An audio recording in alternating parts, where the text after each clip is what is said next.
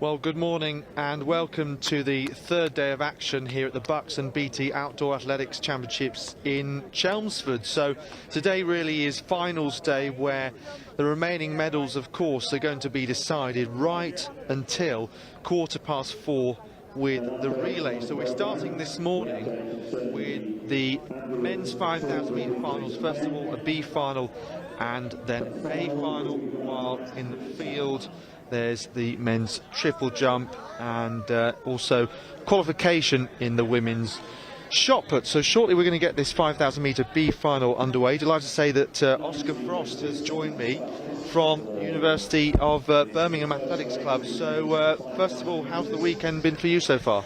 Yeah, no, it's not been too bad. I had sort of a reasonable 400 heat on, well, all the way back on Saturday now, and then was a late draft in for the 4x1 yesterday. But I mean, it's been a great weekend for Birmingham. It's been a great weekend all round. So yeah, absolutely love being a part of it.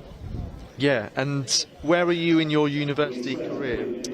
So I'm a second year at the moment, but still quite early in the athletics career. I only started last year, so right.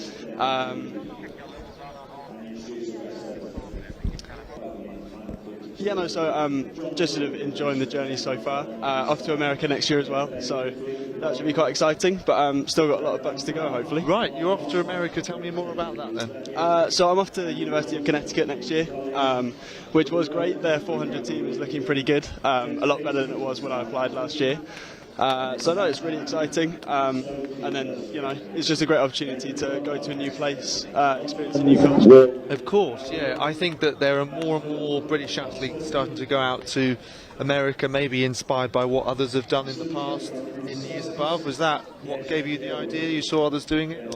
A little bit, I guess. I mean, I kind of wanted to go to North America anyway, and then obviously the athletics is just a bonus. So, yeah, I mean, it's just a great opportunity to see how they do it out there and just, yeah, just improve on what I've already done in the UK.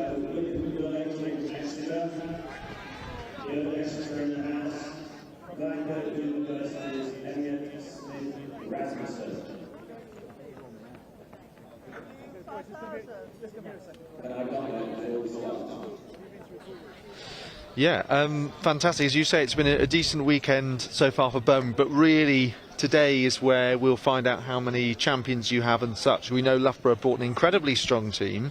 We know that middle distance is typically your forte as a university. We know we've got Isabel Boffey and others, of course, a few champions from indoors as well are returning.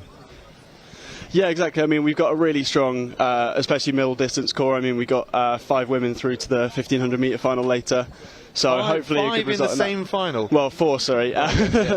See, as we could only enter 4. Yeah, that's all I thought. But no, so it's a really good opportunity for us to take home some silverware there. And I mean, early in the day as well with the 5Ks, we've got some really strong athletes going in there. I mean, Mike Ward, obviously quite a big name. Liam Rawlings coming in as well. So, you know, hopefully we can have a good start to the day. Josh Woods as well in the triple jump, BUCS indoor gold medalist. So, yeah, hopefully it'll be a good start to the day and we can sort of start how we mean to carry on.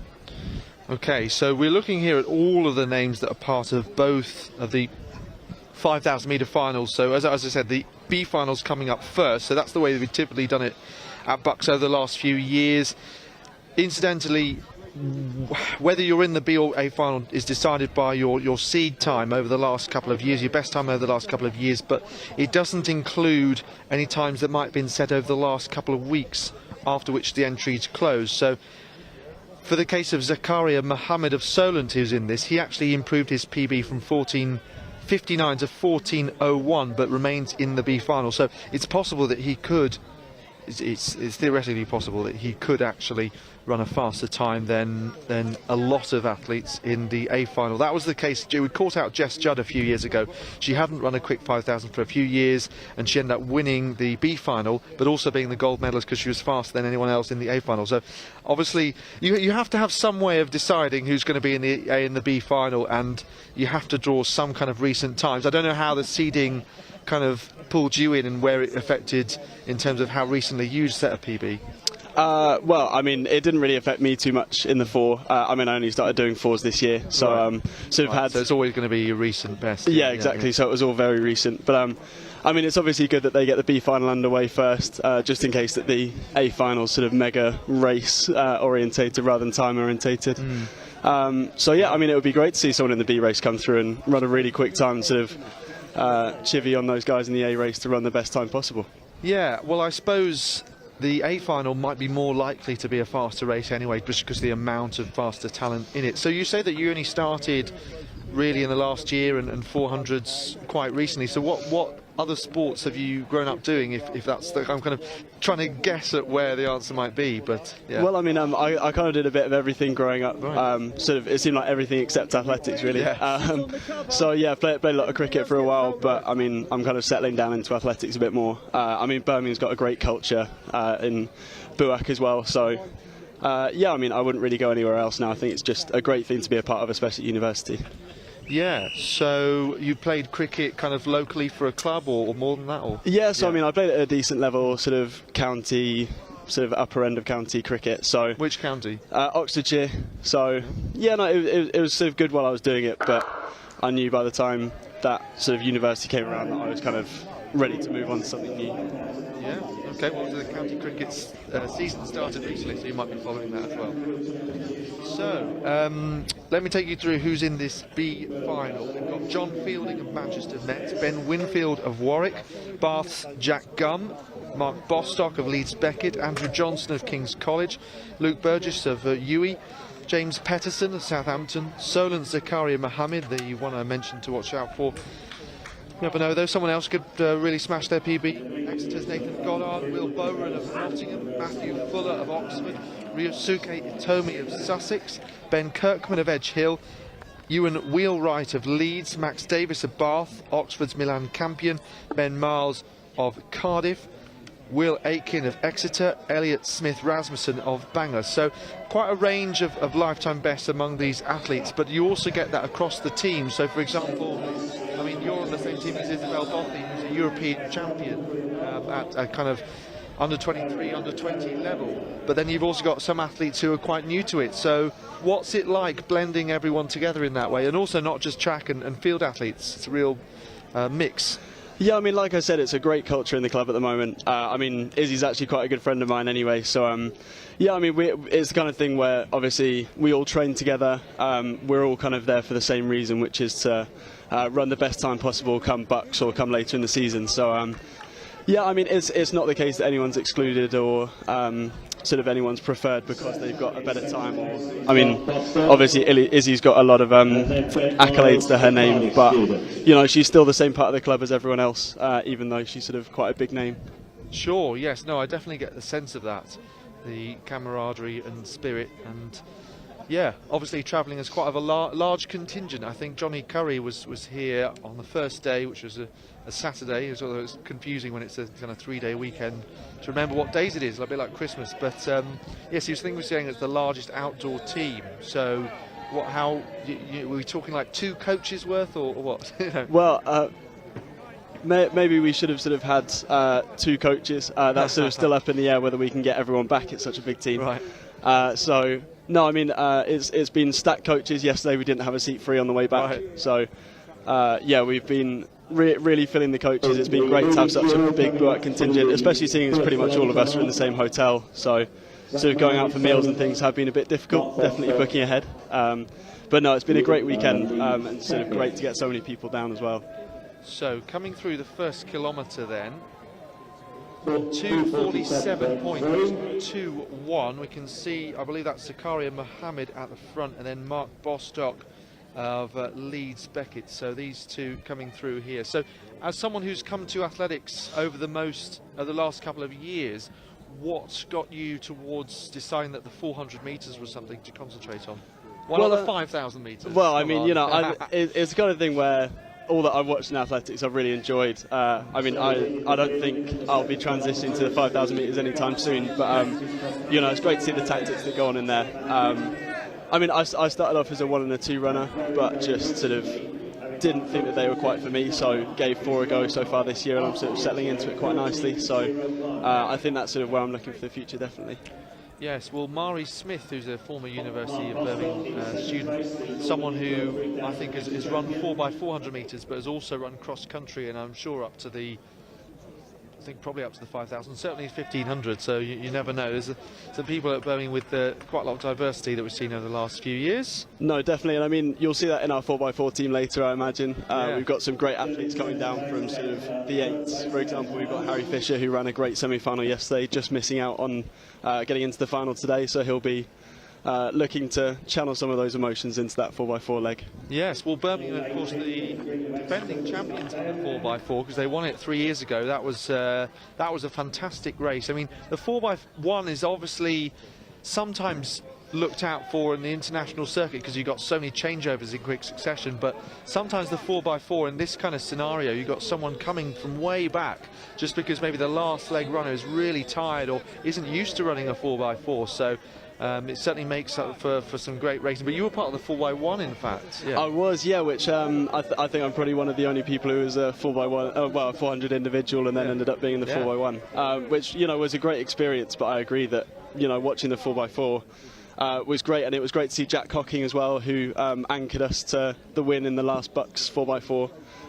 after sort of hip surgery and double ankle break earlier in the year. He was back, albeit in trainers. But you know, ran a really quick sort of 51-ish split. So trainers, yeah, very special athlete in Jack Cocking. So hopefully we see him back end of the season running at its best again. Brilliant stuff. And you say he was part of the team in 2019? Yeah, he was the anchor leg in 2019. Yes. Okay. Well, I remember the I think Mark Cotton, Tor Bennett Williams, and I'm trying to think who the other one might have been. I think Freddie Owsley might have been part of that. I think it was, yeah. I just wanted that confusion in my mind. Freddie Owsley, the brother of Lily Owsley, who's the Olympic hockey champion, and I think has competed for Birmingham in hockey. Actually, hockey is maybe even a better example of where you have Olympic gold medalists still competing for their universities as well, even more so than athletics. Do you get around to watch other sports on campus, other BUCS sports?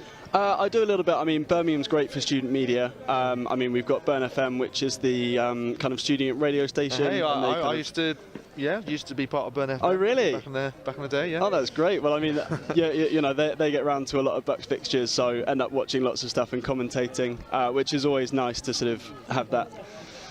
Well, it sort of adds an extra dimension to uni sport, doesn't it? Yes, it does. You know that Burn FM actually were possibly one of the only people that came to when the BUCS Championships were in the London Olympic Stadium in 2012. You know, there was what an opportunity for these athletes. Jess Judd was actually competing and is competing today, so long as her university career. But yeah, Burn FM said, yeah, we'll just turn up and get to be part of this at the Olympic Stadium. And yeah, you don't see that many student media outlets at these championships, or maybe they're kind of hidden away a little bit. But it's really good when you have that kind of following. And obviously, the university's social medias have improved, I think, dramatically in the last few years once they've realised what a great way of keeping people in touch with what's happening at the club, and Birmingham, yeah, certainly putting plenty out on your channels as well. Yeah, well, I mean that's mostly myself, so that's quite nice to hear. But yeah, I mean it's definitely one of our key recruitment tools is the Instagram. So I mean it is sort of it's great to give a platform because we've got such a great club. I mean, as you said, we've brought a number of really good athletes to this weekend. But as well, it's sort of bringing in new people to see that and sort of giving a platform to all our athletes. Yeah. Okay, so they've gone through with 6 laps to go. Zachary Muhammad has opened up that gap back to Mark Bostock of Leeds Beckett. And then you've got a big group of chasers. You've got a group of 6 in fact. And Jack Gum of Bath, I believe, is in that. We'll have another look next time they come past. But Mohamed's starting to open up all the time. And although he's solo running, he's kind of catching lapped runners as he goes. So he's got those kind of targets in front of him. You're watching live coverage then, the opening event of this 3rd day of action here from Chelmsford, so a new venue for BUCS Outdoors, moving from Bedford. Yeah, I mean he's really looking very strong here as he comes through with 5 laps to go. You'd expect that he'd take this B race, but hopefully he can put some pressure on the A race as well to come.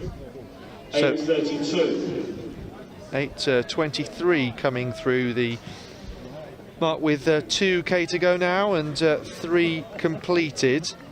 So remember, he came through after completing 1k in 2:47.21.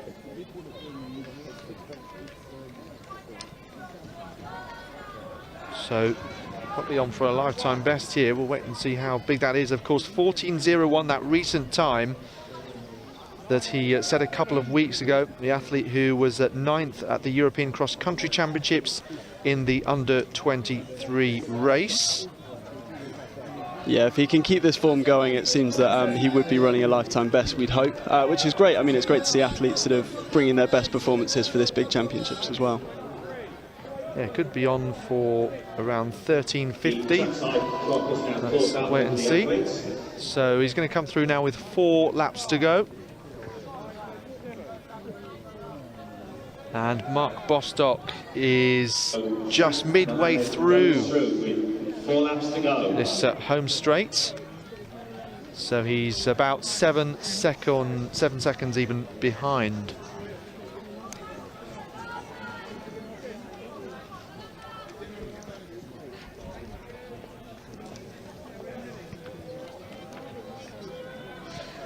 So the chasing group includes Ben Miles, also of Cardiff. I think it's Max Davis in the blue of Bath. You slowly get used to all the university colours, really. Obviously, some are easier to spot than others. You've got several that are bright red, like Birmingham, but they're certainly easy to spot. Yeah, I mean, it seems that Cardiff have had a pretty good championship so far as well. I mean, I know that we had the we had a dual competition which involved Cardiff as well, and you know they were looking good in indoors, and I think they translated it really well to outdoors, which is really great to see. Yeah, that's so a competition that's in Cardiff indoors. Is that correct? Yes, that's been going for a few years. Yeah, it has. Yeah, so it's always Birmingham versus Cardiff met, but I think it was Cardiff versus Swansea at the same event, so it was sort of it filled out the heats quite nicely and sort of brought some really talented athletes actually. Yeah, okay, that's really good to see that it becomes a 4 university battle. So that gap between the top 2 is only growing at the moment. I think it's grown by another few seconds there, and I think only 5 in this chasing pack as well now, 1 dropping off the back. It was a 69-second lap. So just having a look who else is in that group. Bangers, Elliot Smith Rasmussen and Will Aitken of Exeter also in the chasing group. So around 11:22 there coming through. He has slowed inside this last kilometre. Still could be on for around 14:20 maybe if he's tiring a little. So 2 laps to go. Again, he's catching in these lap runners, and I imagine when you're beginning to tire towards the end of a 5k, that will really help, having a target in front. Yeah, he's sort of constantly reeling in athletes all the way across the track, so it's sort of good to have rabbits the whole way around, I guess, just to keep him ticking over. Yeah, that gap's really extending though behind. They're actually catching Mark Bostock a little bit.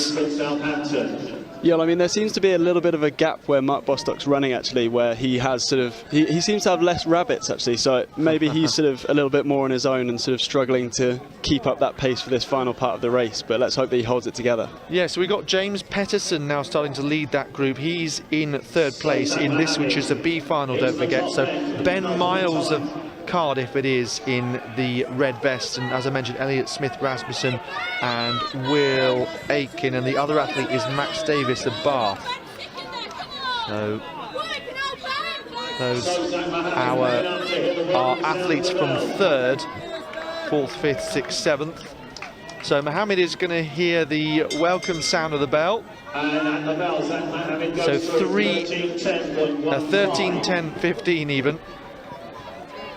So it's probably going to be the 2nd fastest time of his life. Going to slot in between the 14:59 previous best and 14:01 recently set, as Bostock comes in 10 seconds behind around 13:25, and the others are a further 10 seconds behind him, still led by Petterson with Miles, and then the Exeter athlete Aitken pulling away.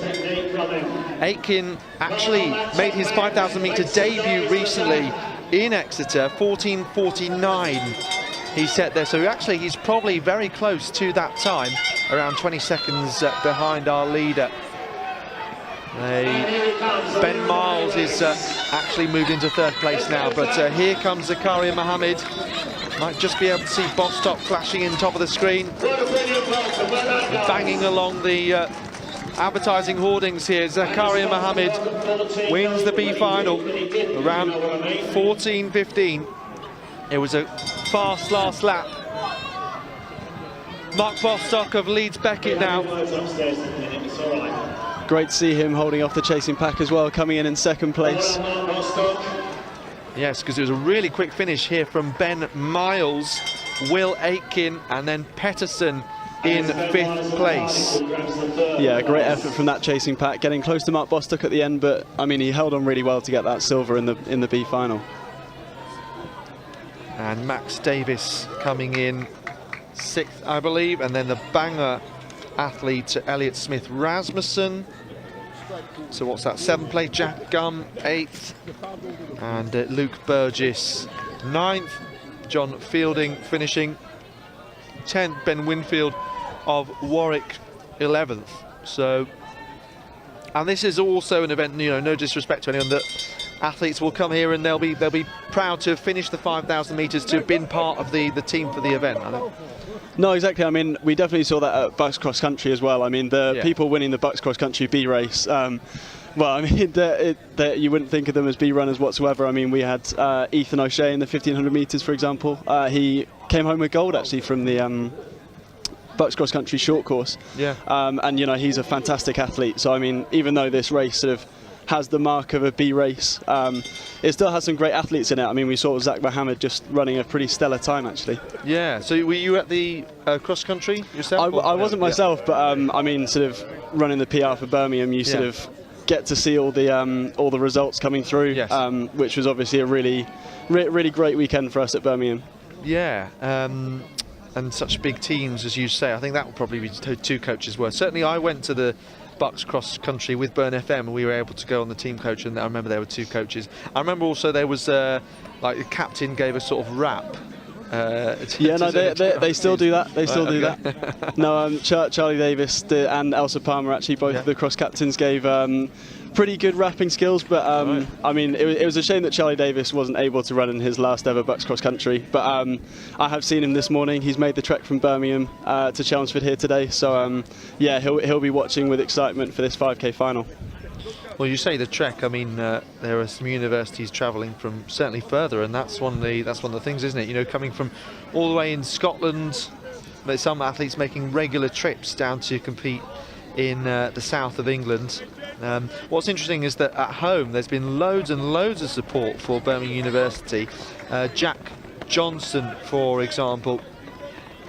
Yeah, lots of people. So people asking why Zachary Muhammad was in the B final. Well, the reason for that is because at the point at which the entries closed, he basically smashed his PB and ran 58 seconds or thereabouts faster, and at that point they don't take into account those times, basically. So Zachary Muhammad and Mark Bostock. I mean, Mark Bostock as well, it may have been just me misreading roster, which I have done a number of times this weekend, but sort of his PB either wasn't on there or sort of, I mean, I wasn't expecting him to come through in second, so I mean, it was a great result for Mark Bostock as well. Absolutely, and we'll bear in mind the times compared to how they will finish in the A final. So we're looking here at the triple jump. Luke Duffy, also from Loughborough, BUCS Indoor 1,500 metre finalist this year.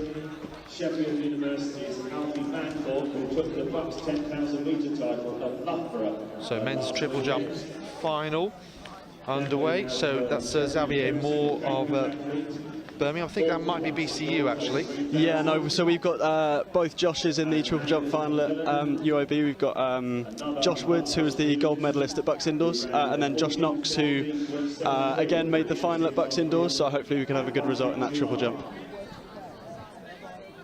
And then also lining up will be Joe Hudson, Birmingham, Cambridge University's Joe Massingham. So yes, Toby Sauter, Andrew Adigbite, Joseph Gilks, Maranga Makaya, Morgan Hayward, Josh Woods, Will Huddy, Yurkos Zafiris, Joshua Knox, Anthony Akinwale, Jay Benson and Xavier Moore in the triple jump final. Okay, so back to the 5,000 metres. Let's have a look at who's in this. So also Birmingham athletes in this one. So Joe Hudson, Joseph Massingham, Sam Tyus, Cameron Boyak, Dominic Priest, Miles Weatherseed, Ahmed Abdullah, Michael Ward, Alex Durant, Tomo Tarragano, Ned Potter, Matthew Merrick, Liam Rawlings, Luke Duffy, Alfie Manthorpe, Edward Buck, Daniel Rackle, Jeremy Dempsey and Angus Macmillan. So this is a really strong A final, in fact, and yeah, just having a look along the line. So that includes the full lineup before the seeding is made for the A and B. But yes, Michael Ward, certainly one of the standout names here, the Birmingham athlete. He won the 3,000 metre title indoors with a fantastic battle with Joshua Lay, so certainly a medal hope here. Yeah, for sure. I mean, it was a fantastic race with Josh Lay. Josh Lay putting it all on the line, but I mean, I wasn't annoyed when Mike Ward just pipped into the line. So no, it was a great result for him in indoors, and hopefully he can sort of replicate that with this 5K. But I mean, Liam Rawlings is coming in with really good form as well. Tomer as well has been training really well recently. I've heard from some of the guys this weekend. And I think it's just one of the great things about the 5K is that you can have so many athletes going at the same time. So it's really anybody's race in such a strong field. Yeah, certainly is. And they'll know with a decent athlete in the B final, they'll probably be aware maybe that would have been the case, that others saying that he would have liked to be in the A final, so that they can't exactly hang about and have it an extremely slow race. So let's wait and see. Obviously St Mary's so often strong in the 5,000 metres. We've seen Ellis Cross and Emil Keres trade titles in the past, and a winner typically comes for, yes, I remember Johnny Hay and Johnny Davis also trading titles at BUCS around the 2015-2017 era for Birmingham as well. So Jack Gray and Will Gray also performing well in those kind of years when I was at university. But things have moved on. You've got a new generation coming through, of course. Liam Rawlings, someone who has been part of GB cross country team, the Shrewsbury club athlete, so that was a real great opportunity for him. Someone who's come through English schools, and I believe he was a county champion earlier in the year as well, so he's had a really strong season so far. As with a lot of the other Birmingham athletes, you know, had a great season so far, so it should be a really interesting race. Yeah, so looks like Liam Rawlings actually is in second place, if I'm not mistaken. We'll have another look as they come round though.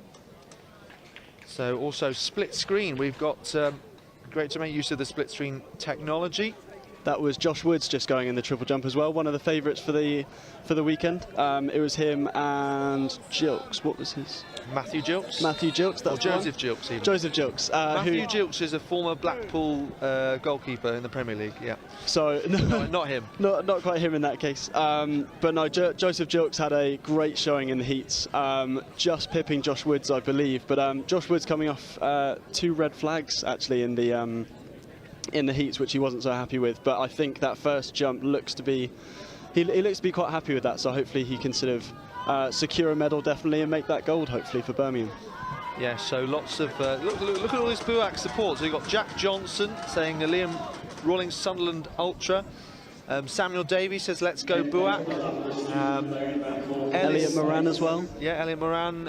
Ellis Genam Segi says let's go Liam Rawlings. And also Samuel Tyas, who represents Cardiff. And Mike Ward, the athlete dentist, is that correct? I believe so. And I mean, Charlie Davis as well I believe that he's graduating this year as a dentist. So it seems that the sort of middle to long distance Boyak Dentist Yes. Club seems to be You have to be very accolade. careful of what people say is something they know about the athlete, because I remember there was Tom Dodd, the Birmingham athlete, there were some comments saying that he had a stamp collection and he wanted to be a ballerina when he grew up, so it was at that point where he started to take things with a pinch of salt.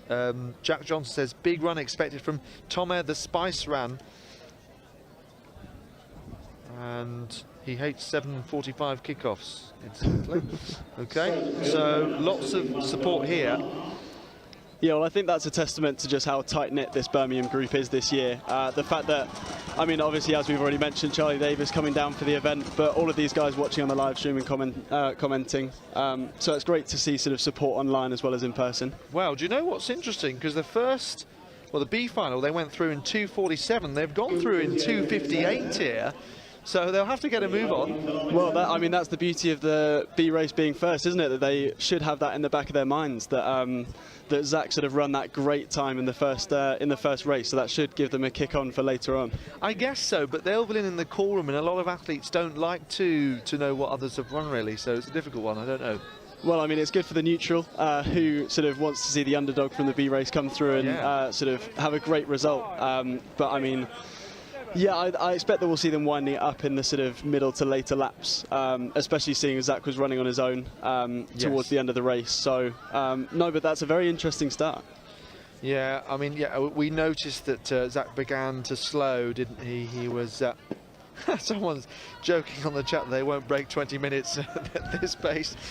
So, we are concentrating here on, briefly, that triple jump. So that was Jay Benson of UCL. We'll try and bring you a split screen or back to the triple jump when we can. We've got Liam Rawlings and then Alex Durant near the front here. So just looking along, Durant lifetime best of 14:34. He was 9th at BUCS indoors over 3,000 metres. That's of course the longest distance run indoors. Incidentally, outdoors there is a 10,000 metre event, but it's run separately because part of the reason is that the days are already so long. I mean, we were on for like 8 hours yesterday. It's certainly a full day's work. That was run recently in Loughborough separately, and Alfie Manthorpe won that, who I saw was on the start list today. He won that in 30:18.28. Ahmed Abdullah also in today, 30:21. And Hamish Hickey of Stirling was the bronze medalist. So obviously they win the title and win the medals, but don't necessarily get the kudos of being part of the main championship. So I'm sure there was some support that went along. No, definitely. I mean, it was run in conjunction with the Loughborough Open meet, Yes. which I thought was done really nicely. Sort of having that support already there for the Open meet, and then having that finale of the BUCS 10K. And as well, I mean, it's a great warm-up for these championships as well over the 3 days. Sort of having some teams coming in with momentum, and as you said, we get some great 10K runners who can then come in and sort of run a stellar 5K as well. So hopefully we see sort of the same names featured again. Yes, so we've got a Cardiff vest near the front as well. So that's Sam Tyus, lifetime best of 14:33. He was actually 6th at BUCS indoors over 3,000 metres. So you can see here quite a few have moved up to 5,000 outdoors, as you might expect them to do, of course, because there's no 3,000 here outdoors as well. Only the 3,000 metre steeplechase later on, which should again be a great race in itself. Yeah, so we have had the heats to kind of set that up across the last couple of days, and it's another event. Particularly, we were saying that the women's, with the 2,000 metre steeplechase, it might mean, because that's a rare opportunity to run that distance, it might mean we see a record gone for, because that's a championship record that's been broken twice over the last 4 years or so. Yeah, I think there should be a few record attempts today. Hopefully sort of they come through well. I know that Izzy Boffey has her eyes on the 800 record. I mean, we've already mentioned her a couple of times today. And then Laura Zialor as well in the high jump. That definitely won't be missed. A PB of 191. And then the championship record at the moment stands at 185. So there's definitely a chance for her to break the championship record as well.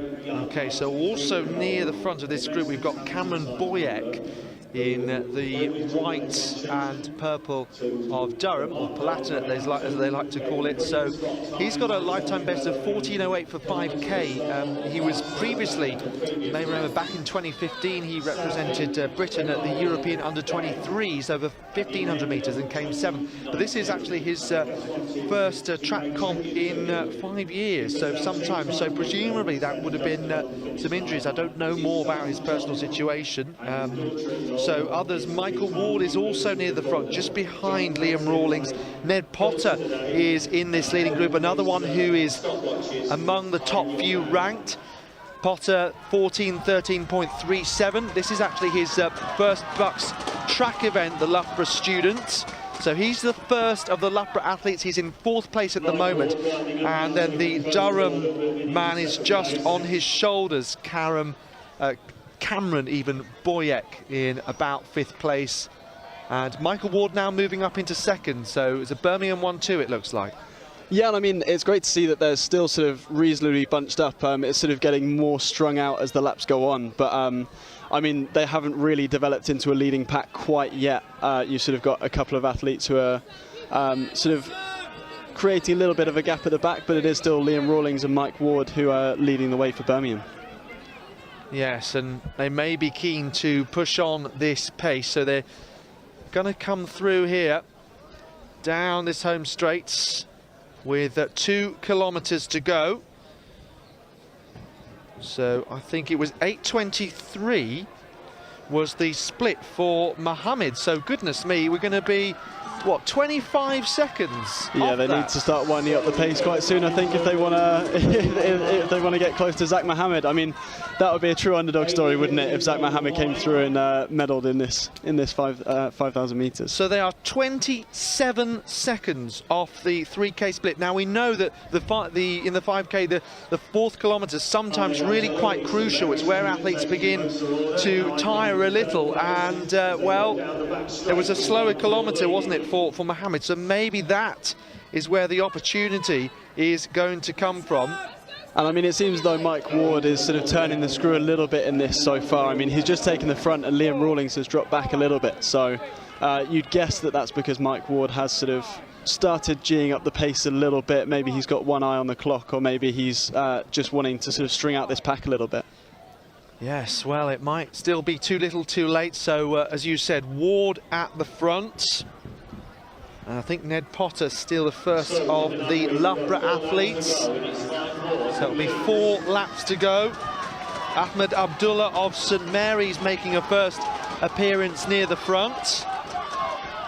Lots of noise now inside the stadium. This Luke Duffy actually now has overtaken his teammate for Loughborough.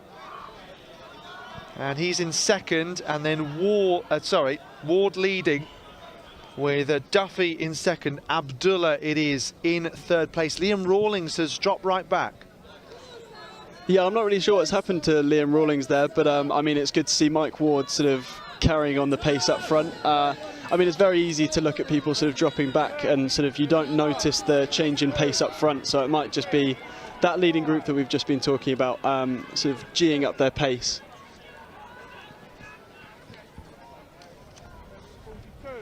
So here we go, winding down the laps. It'll be 3 to go now, and Ward, BUCS 3,000 metre indoor champion, still at the front. So he managed 13:57 in Birmingham in March. He was also 4th the BUCS indoors in 2020, so really great that he started off the season by improving on that somewhat. 11:07 with 3 laps to go now. I mean, especially with a lot of these athletes running that 3K in indoors back in February, it sort of shows that they do have that finishing pace. You see that a lot more with 3K athletes going up to the 5K rather than 10 going down to the 5. So, you know, we could be in for quite a quick finish here. Certainly could be. So I think it was 11:22 that I wrote down with 1K to go. So yeah, again, we have caught up a little, but not enough. 11:38.4 at the 4 kilometre mark. it seems though with such a big leading pack, you would expect them to keep this pace and sort of all of them pushing each other, hopefully. Which, I mean, Zach Muhammad must be thinking, well, if he's watching this race, he must be thinking that if he was in the A race, he'd be right up there. So Ward, Abdullah and Luke Duffy, with Ned Potter, the Loughborough man, on the inside the African violet, then the outside, that is Duffy. And what about the Cambridge athlete, Joseph Massingham? Haven't mentioned him, but he is right up there in about 5th place, lifetime best 14:23. And ran 14:31 in San Francisco this month as his track season opener. So getting warmed up, getting into gear. He's still in about 5th or 6th place. A bit of shoulder barging there between the two Loughborough athletes. Abdullah trying to weave his way through and into the lead. So also bear in mind the time of Mark Bostock as well, which I think was around 14:25 by the time that he came through. Yeah, I mean, again, Mark Bostock would have been right in it in this race. He's sort of had a great showing, especially without the rabbits that maybe Zach Muhammad had towards the end of the race. So, no, I mean, both of them should definitely be looking at the A race next year, I expect. Yeah, you'd hope so. It is slightly unfortunate, but Ahmed Abdullah, oh, he's almost looking round to see who's going to take this on and who's about to maybe use the bell as a bit of a cue to push on. 13:20 with 1 lap to go now. So they certainly are maintaining this pace and getting closer to Muhammad's time all the while at 14:15. Abdullah out front, who's going to try and kick in the last 200 metres now. Well, any of these athletes at the front 6 could take it here, so it is just about the last 200 metres. Yeah, what has Ward got left? He's back into 4th place. Still Ahmed Abdullah in the blue and white stripes of St Mary's, looking to follow in the footsteps of Ellis Cross and Emil Keres and the Surafel brothers in performing so well at the BUCS Championships in these events. Coming round on the outside now in the Sheffield best, that must be Alfie Manthorpe.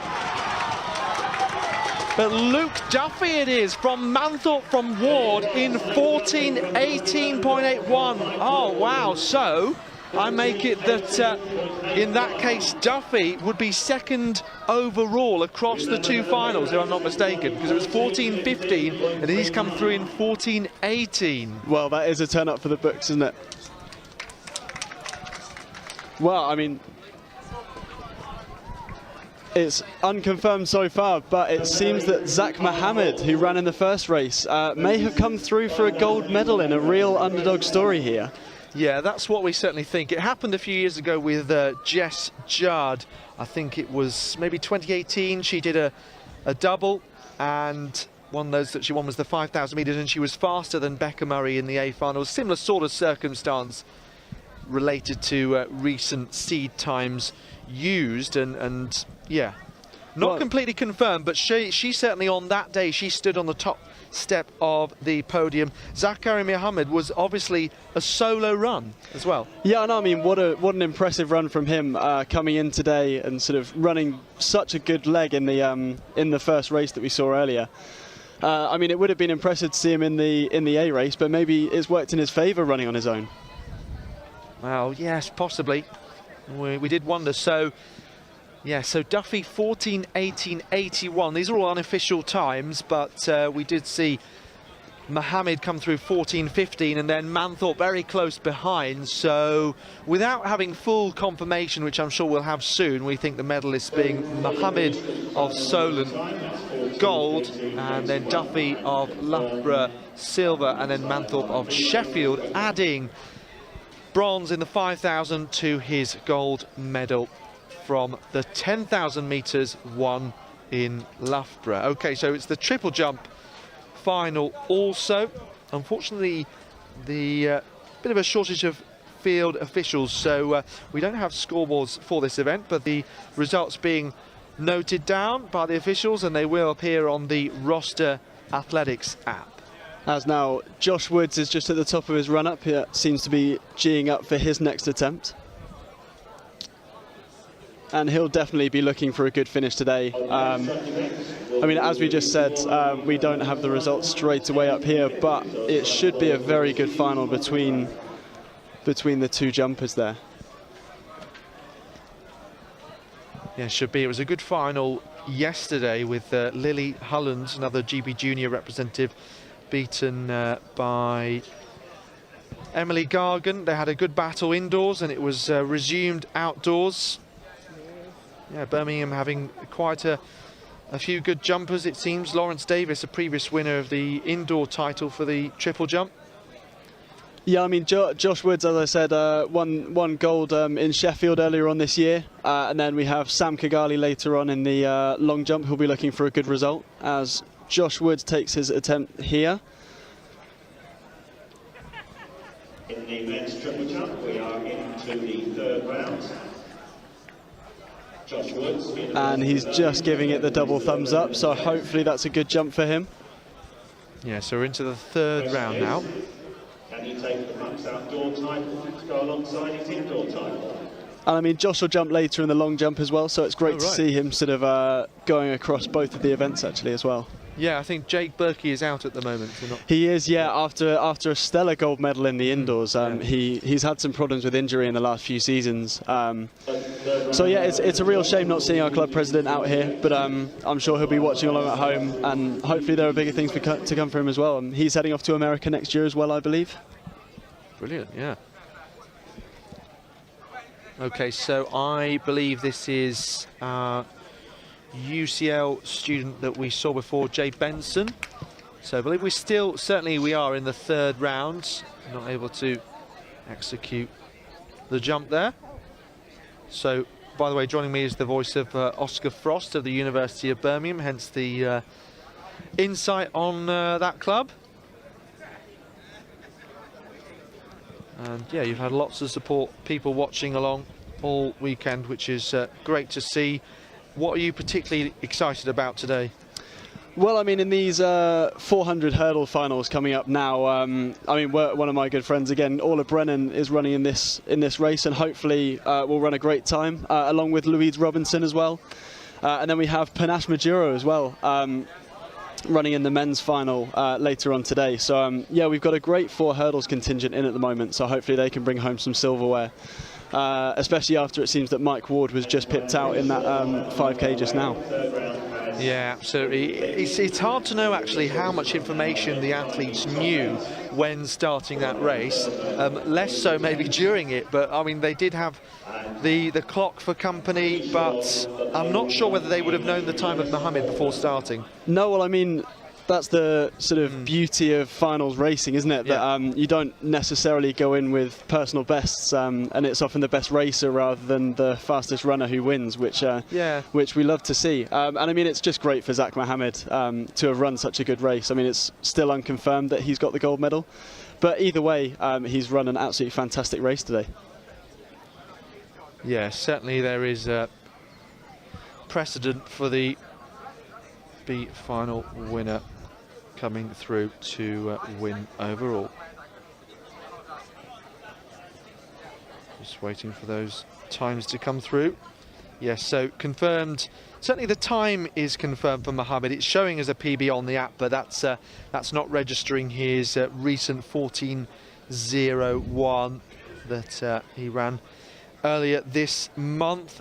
Mark Bostock, 14:33, was in second in that B final, and then actually it looks like, again, it may not reference recent improvements, but Ben Miles of Cardiff, 14:38, Will Aitken, 14:39, and James Petterson, who were part of that chasing group, Southampton, 14:40. So they were the top 5 in the B final, and then the A final, 14:18 for Luke Duffy, and then 14:19 for Alfie Manthorpe, which certainly is a PB so far, as he hadn't really run 5,000 metres in anger recently, and has had quite a few recent improvements, so that's a PB for him. Yeah, so confirmation, those are our 3 medalists, Muhammad, Duffy and Manthorpe. Well, so I mean, what a start to the day, really, Yeah. to have to have Zach Muhammad come through and win that first gold of the day. Yeah, extraordinary stuff. We knew that he had a fast time, but still didn't expect necessarily him to solo run to be faster than everyone. I think it was more expected when Jess Judd did it, because she was the quality athlete across both of the two lineups. And we're just having the women's 400-meter hurdlers come out now, starting to set up their blocks, all with game faces on, so it should be a good race. Yeah, absolutely. So just looking along the timetable, so we've got the women's and men's 400-meter hurdles finals. We have the 200-meter semi-finals, then the sprint hurdles semis, so they are around lunchtime, or depending on when you like to have your lunch, so 12:15. And then 800-meter finals and steeplechase finals. Men's steeplechase 5 to 1, 10 past 1 for 800 meters, 20 past 1 for 400 meters, women's 5k final quarter to 2, and then finals all the way in right down to relays around 4 o'clock. So let's take a look then at the lineup for the women's 400-meter hurdles. So Janssen van Rensburg of University of the West of England, just practicing her start there. Steph Fisher of Bath, she was 7th in 2019. Orla Brennan of Birmingham, former English schools and Southern Under-20 champion. Zoe Pollock of Loughborough, England Under-23 gold medalist, and someone who's made a dramatic improvement over the last couple of years. It was her first real year concentrating on the 400 hurdles, and not dissimilar to you, Oscar, and concentrating on 400 for the first time. Rachel Callan of Strathclyde, she was 5th at BUCS indoors over the flat. Nessa Mears, another person who's been representing Loughborough for a number of years now. She was a former European Junior semi-finalist in 2013 for Ireland, represented them at senior level at the European Team Championships. Louise Robinson of Birmingham, again, you mentioned her a moment ago, the England Under-23 silver medalist behind Pollock, so a bit of a rerun for them. And then Chloe Essig-Bono managed a lifetime best to make this final, the Cheshire County champion over 100 and 400 hurdles. Have you ever run a 400 hurdles? Is that maybe to come? I have not. I don't think that hurdling is in my repertoire. I think coming to athletics at 20 and sort of coming into anything was late enough. I think that if I told any of the coaches that I was thinking about doing hurdles, I'm not sure how convinced they'd be. But I mean, that doesn't take away from what a great event this is. And I mean, the great thing about hurdle finals is that really anything can happen. Obviously, Zoe Pollock coming in as one of the favourites, but I mean, anything can really happen in these 400 hurdles, so it's definitely a good race to be watching. Yes, well, it's an event where you can really take seconds and huge chunks off your time at all levels once you improve in it, and that's one of the exciting things about it, as we've seen on the international stage with the world records that we saw particularly at the Olympic Games, which was extraordinary stuff to wake up to or stay up all night for. Okay, so to this lineup for the final. Once again, Janssen van Rensburg of University of the West of England, Steph Fisher of Bath, 62.43 at best, so real range actually in PBs, right from 62 up to 57. So that's kind of 5-second margin, referencing what I was talking about the possibility to improve. Brennan of Birmingham, Pollock of Loughborough from lane 4, Callan of Strathclyde, Mears of Loughborough, Robinson of Birmingham, and then Essig-Bono of Manchester Met.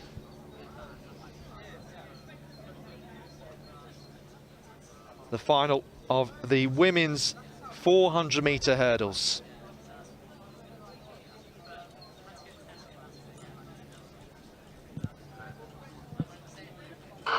So quite a long haul before they got underway here, but a real roar of excitement as they did. Louise Robinson going very well for Birmingham from lane 7. 2 Loughborough athletes in this in a semi-final. Zoe Pollock really made up ground motoring down the back straight. She's got more ground to make up. In fact, it's Nessa Mie who's now just about taking on the lead.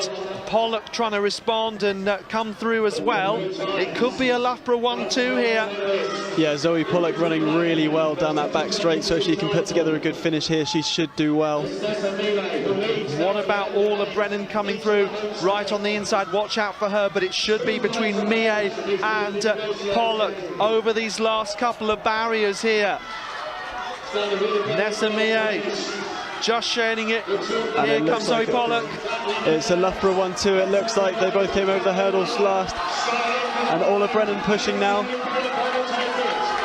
So Pollock from Mie and Callan takes the bronze for Strathclyde. And Zoe Pollock hit that last hurdle, but still came through, just held off her teammate. It's incredible actually how she didn't lose too much momentum in smacking that last barrier. Yeah, and I mean a 58 clocking as well, a very good time for a final. So no, I think those Loughborough athletes executed really well. I mean, it's a testament to just how good their team is across the board with a Loughborough 1-2 there. But I mean, a great battle for third place there as well at the end. This presentation is for the men's 5,000 metres.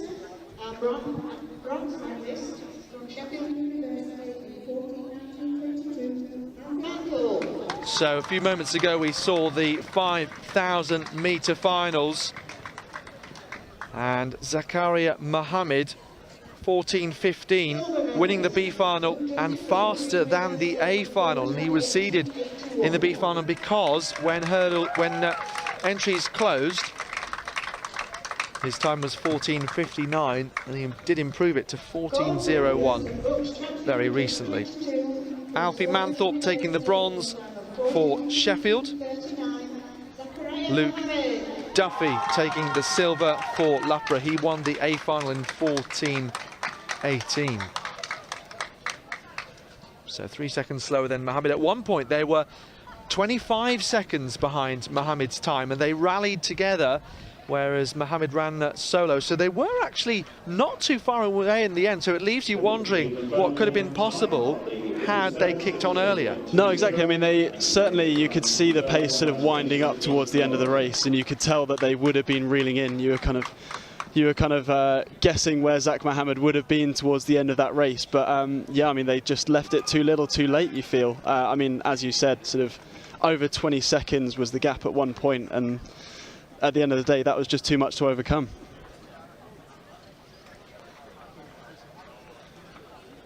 So on to the men's 400 metre hurdles final coming up shortly. So as well as this, we've also got men's high jump final.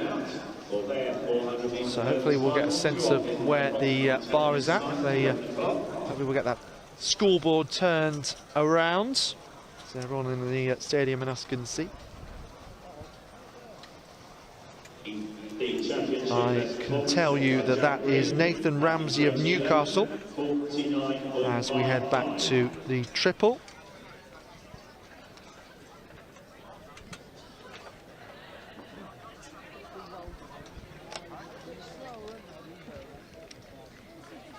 And a good clearance in the high jump there for the University of Nottingham. Yeah, Oluwajoba Ashiru.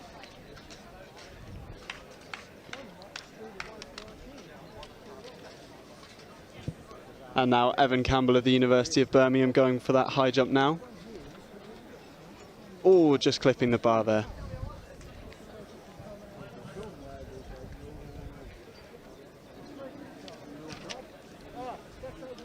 So we've already seen one presentation. We've seen a second set of medalists crowned. Let's take a look at the lineup for the men's 400 metre hurdles, which is coming up in a moment's time. So no action in the triple jump just at the moment. The cone there on the runway.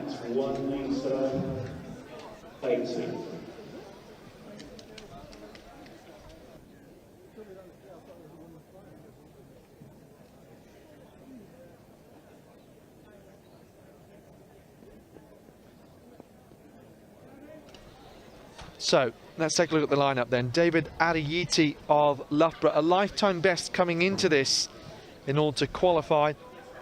53.44 for the Loughborough man. Benjamin Schofield of Northumbria, so he was a semi-finalist indoors, making it all the way through to this final, a best of 52.88. He goes from lane 2. Then Seamus Derbyshire of Loughborough, the favourite here perhaps, the European under-20 400-metre hurdles silver medalist back in 2019 in Sweden, and he actually competed in the 200 metres indoors, in which he was 6th. Niall Carney, one of 2 Warwick students in this, so a big event for them. 51.30 his best. He was the English senior silver medalist behind Chris McAllister, former University of Birmingham representative of course, and BUCS indoor semi-finalist in the flat. Josh Foles of Loughborough, 2019 England under-20 bronze medalist and English schools bronze medalist, as we see the Cardiff Met man Toby Sauter in the triple jump just then.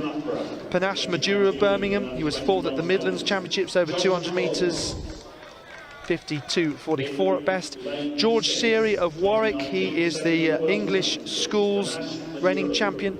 53.14 is his personal best. And then outside in lane 8, that is Cardiff Met's Adam Booth, and he was 4th at the European Under-20 Championships in Estonia last year. He was also, in order to qualify for that event, won the England title in Bedford, the national junior champion effectively. So 51.38 is his PB.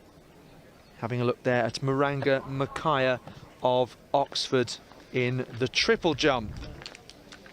And a really stacked heat here in the 400-metre hurdles final. I mean, qualifying for the final alone would have pretty much guaranteed you a medal at the last time that BUCS was held, I believe. So that's sort of a testament to the depth and sort of the talent that there is at this championships in the 400-metre hurdles.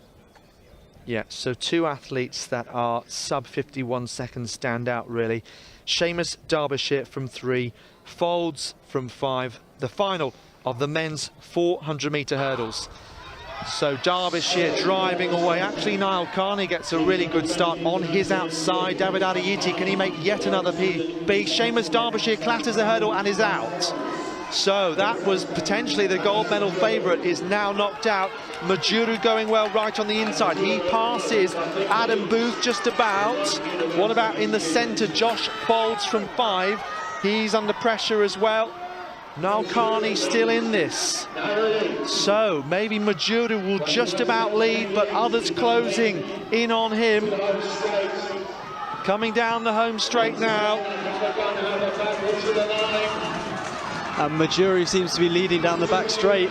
Yeah, here he comes. But it is Foles coming back at him. Foles and it seems that Foles will take it.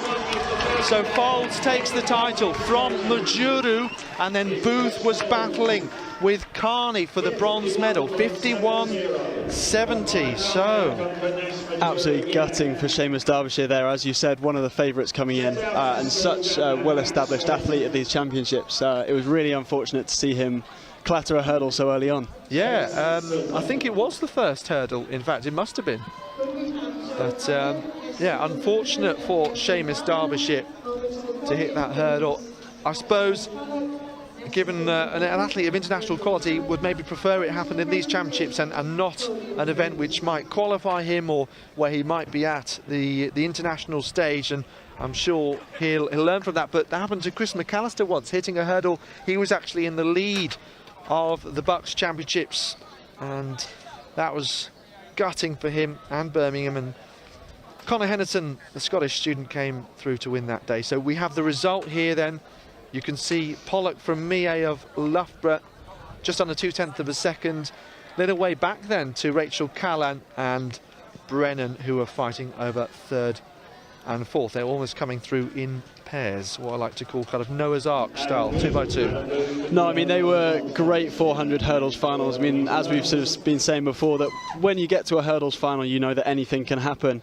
And I think that, especially with Seamus Derbyshire crashing out so early on, that really showed that it's anyone's races in these hurdles. We've got the 110 and 100 metre hurdle finals later on as well. So it should be interesting to watch them, because really anyone who gets to the start line could win.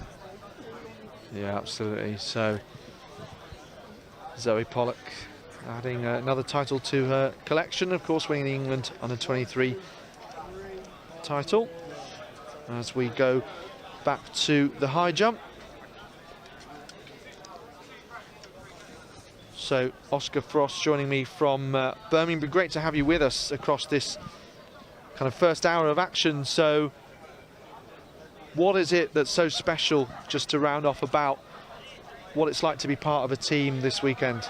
Well, I mean, the best thing about being a part of Birmingham, I mean, it really speaks volumes that so far we've had someone in every final. I mean, as we see Josh Woods from the University of Birmingham jumping his triple jump, we have Evan Campbell going in the high jump, and then we had 3 finalists across the 2 400-metre hurdle races. So, I mean, it's just great to be part of such a high-quality team that also just has such a great culture around it, where, you know, someone like me who came to the sport late can feel really involved and still be sort of a part of the team as well. Brilliant stuff. So we're looking at the triple jump final, just having a look at the next action. So 11:15 on the track, so we can concentrate on the field for the next few minutes or so, and maybe some results will start to filter through as well. From what we've seen, we know that the women's 400 hurdles presentation will come up soon, and this is Jay Benson. So in the latter stages then of this triple jump final, women's crown won by Liverpool's Emily Gargan yesterday.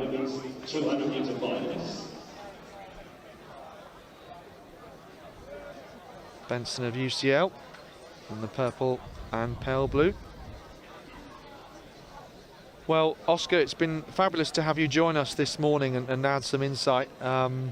Wish you all the best of luck for this weekend and in what seems to be your fledgling, exciting athletics career that's just starting to grow now. Yeah, no, it's been absolutely lovely to be on, so thanks very much for having me.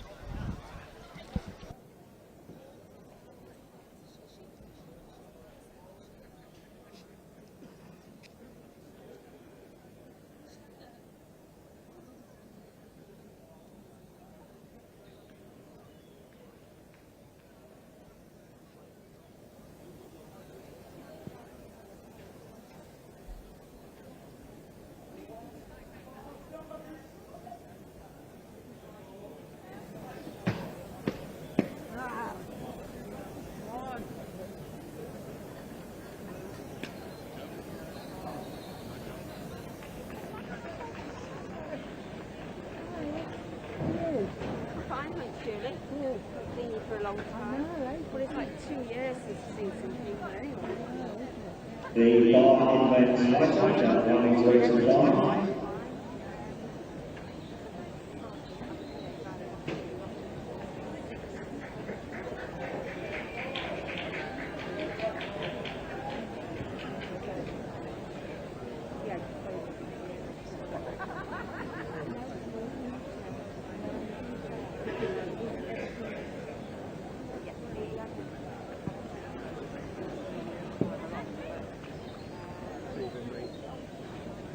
Rawlings student, Evan Campbell, that's one clear.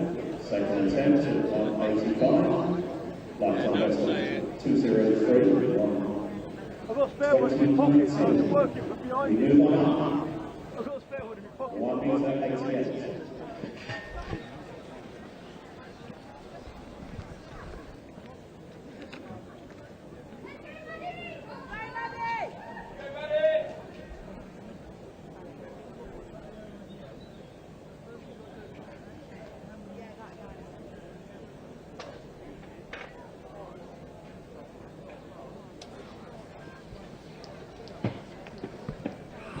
So as we were saying, closing stages of the triple jump, and it's the kind of stage where you try and pull everything together for one more improvement if you can. Lift yourself up the standings. That's Josh Knox of Birmingham. Over to presentation we go once again today, and Rachel Callan of Strathclyde taking the bronze medal in the women's 400-metre hurdles. Her time was 60.69. Nessa Mio of Loughborough, 58.38, the Irish international. She takes the silver.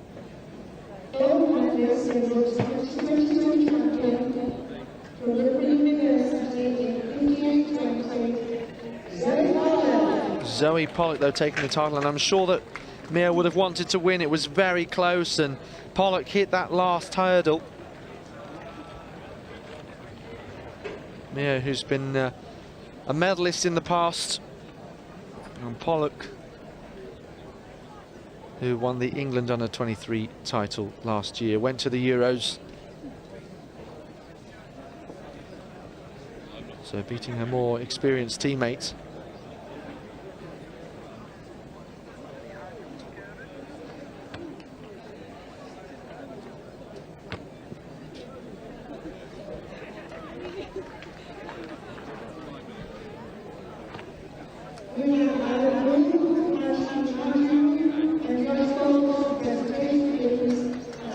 So in a few minutes we'll have the presentation for the men's 400-metre hurdles, I'm sure. Maranga Makaya there of Oxford, he gets the white flag.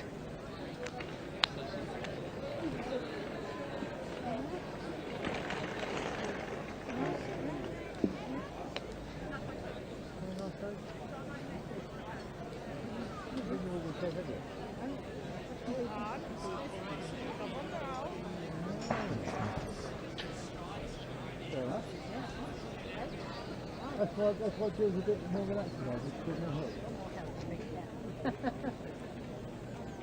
I put something forward and put forward. And so the lineup for this first race in round 2 is to inside our finalist lane TNS. Tina Louise made the steps in 1, Tia Anderson and Joe Walls in 2, and then straight for the Under-20 and Under-23. For Wagon International, the reigning UK World Champion Hannah Bryan. In lane 4, representing Essex, BUCS indoor silver medals. Results here of the men's 400-metre hurdles final. Foles Majuru.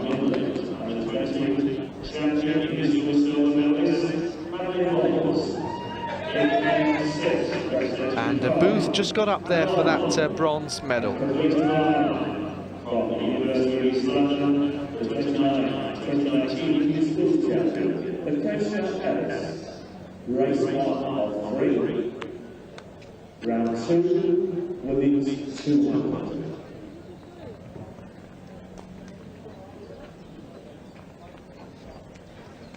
So we're going to head next towards the women's 200-metre semi-finals,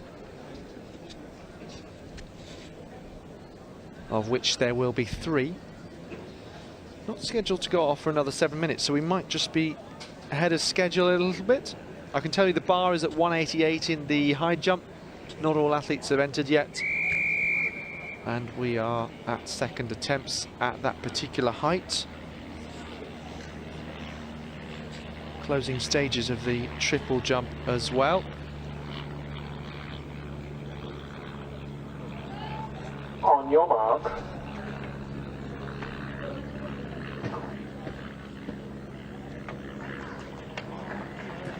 Okay, so the lineup here. We have Tina Lewis of Middlesex, Tia Anderson, Liverpool John Moores, Hannah Breyer, Cardiff Met, Becky Jago of Essex, Birmingham's Madeline Wapples, Hannah Longden, Cardiff Met, Ellis of East London, Bowley of Hertfordshire.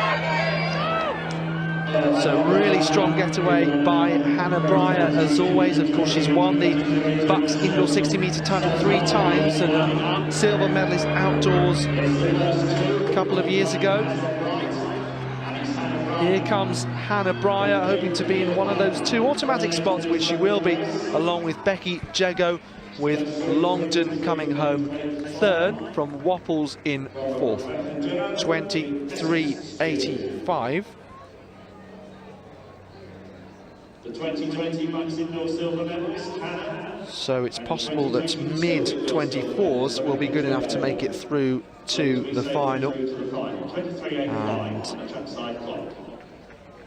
And as I say, 2 more semi-finals to come.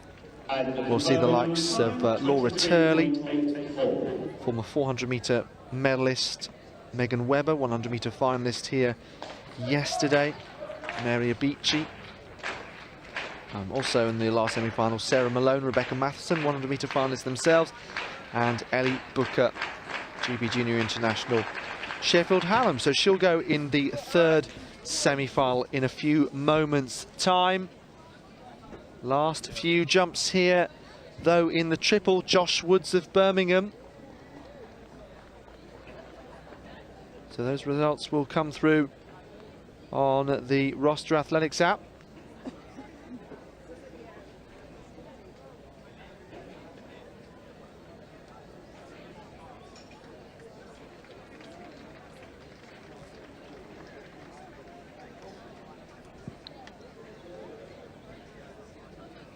So Josh Woods now there on the sideline after jumping. Benson will be next to go. The bar in the high jump at 188. 3rd attempts we're seeing, and a 3rd attempt clearance there for the Newcastle student Nathan Ramsey. So great to get that in between our 200-metre semi-finals and triple jump conclusions. Benson here for UCL. Does that get the white flag? Seen most of his jumps. Yeah, it does get the white flag. That took a while. So the bar in the high jump will, by the way, move up to 191. There's a final call for Panashri Majuru and Adam Boone to presentation, please. That's Panashri Majuru and Adam Boone. Over to the presentation podium, please.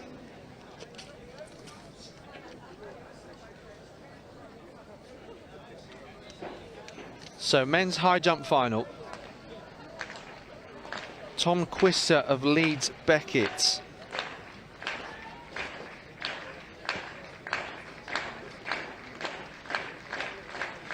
So he's over. First attempt at 191, Quisser clears.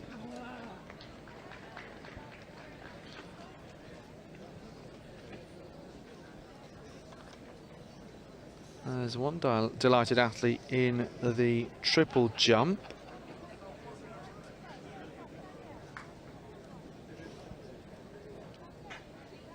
Didn't see the number. Nottingham Trent at 191. So that's Harry Wiley. Not enough height for him there. Just doing up his shoelaces. Probably a good move. It's my biggest fear, being everyone else being ready to run, and I know that my shoelaces aren't done up.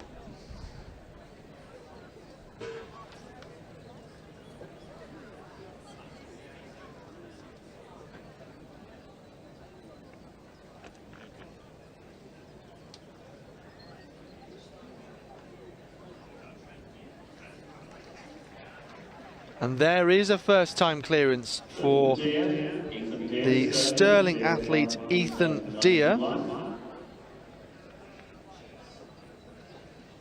Scottish Indoor University silver medalist this year.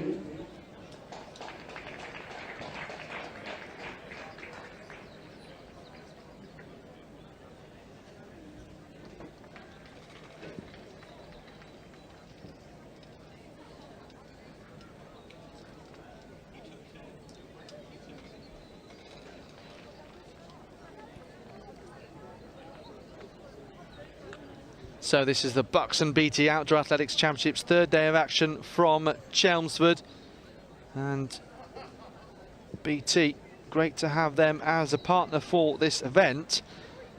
And as a result, there may be some career opportunities that you can keep an eye out for. Have a look at the link in the description. BT also giving away 6 months free BT Sport coverage, and that's certainly the coverage to have.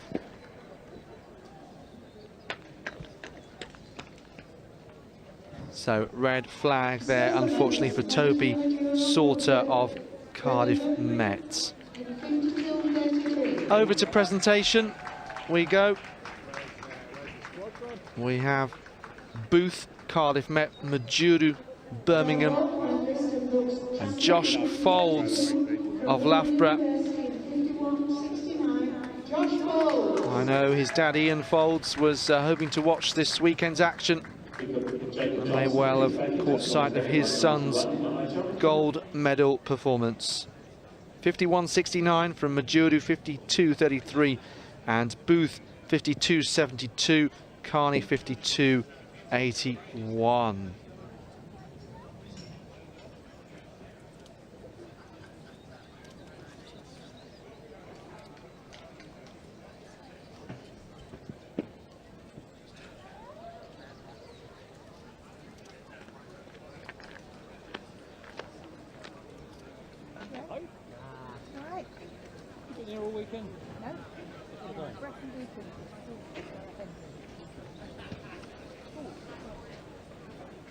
So you can see results on the Roster Athletics app. That's where I found them as they've come through.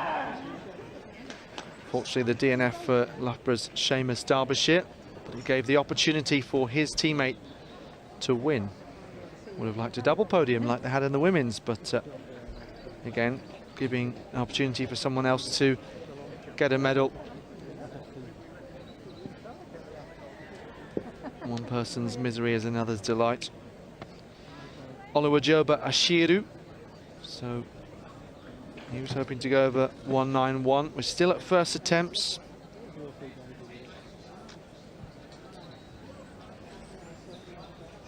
This is Georgios Zafiris of Cambridge. And that was an almighty wobble for the Birmingham man. As you can see, delighted Evan Campbell.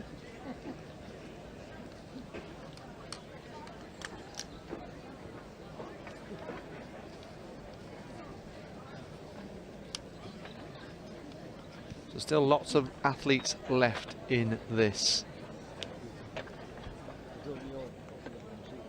What version do you? Yeah, but who was the master?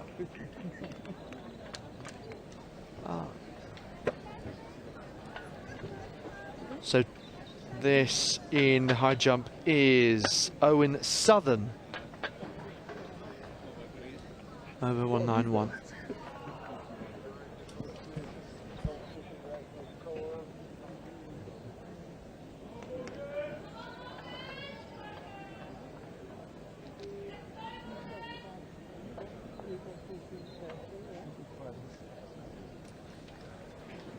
Nottingham Trent, second attempt there for Harry Wiley, and he's now over 191. Right, back to the triple jump. That's a red flag for Morgan Hayward.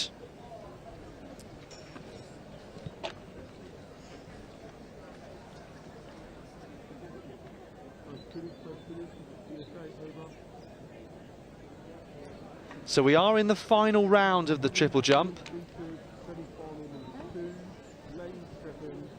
Well, let's see if we can get another couple of jumps in.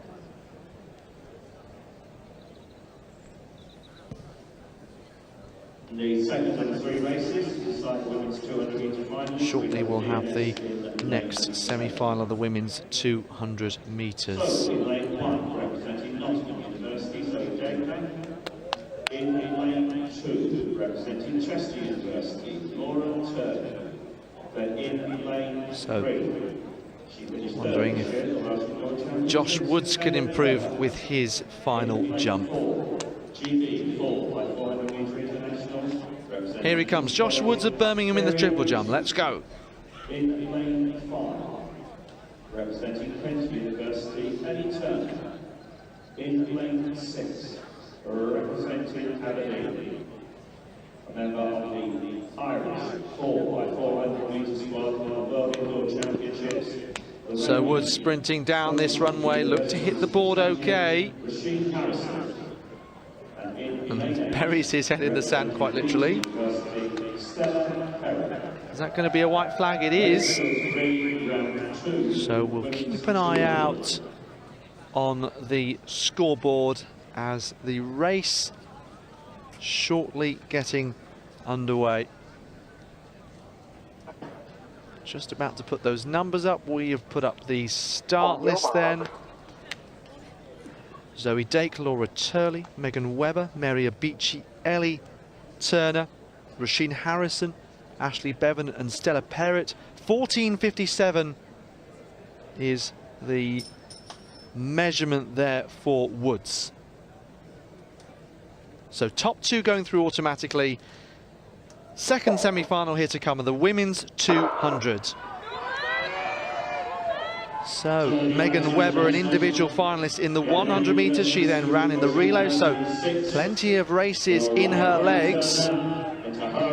Rasheen Harrison going really well there from lane 6. Let's see who can make these automatic spots. It's Bevan of Brunel. And it was Rasheen Harrison there. And Rasheen Harrison. 24:28 on the clock. I think Eddie Turner, the Kent University student. Jay Benson. This is his last jump.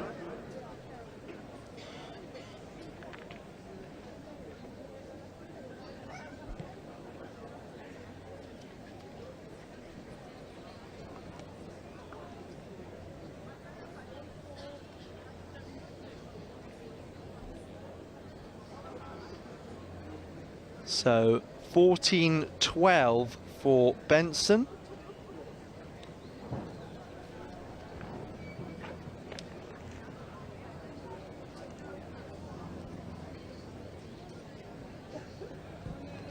And this will then be Gilks. Yes, so we saw him delighted with the previous jump. He's getting the crowd going here. Joseph Gilks of Bedfordshire. Now really going for it.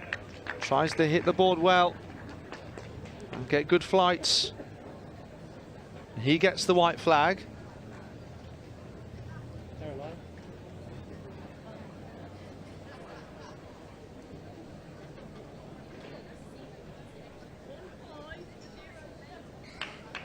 Wiley in the high jump then.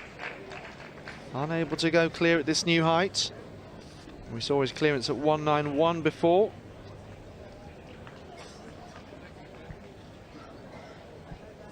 This is 194, so he's failed his first attempt. 15:07, the measurement for Benson. Oh, for Gilks, sorry.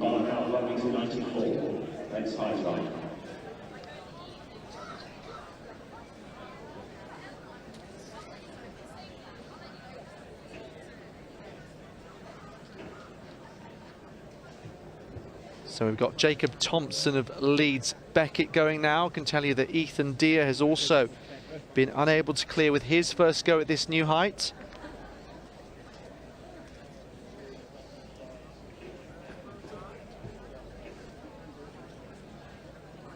So we might have concluded in the triple jump.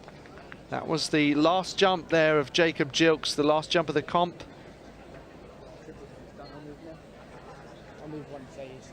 So men's high jump final, what we're concentrating on now.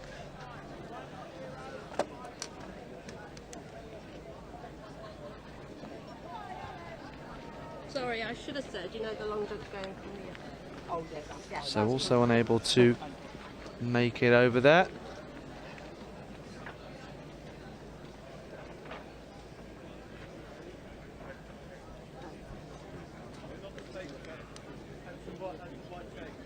Tom Quisser. Nathan Ramsey looks like he'll be next at 194 first attempt. And he does clear.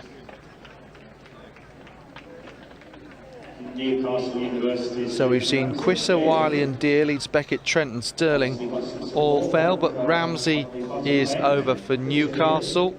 Evan Campbell will go next for Birmingham. So live coverage of the men's high jump final. Evan Campbell can't make it. Owen Sullivan will go next. I suspect a few athletes are yet to enter this comp as well. So just bear that in mind.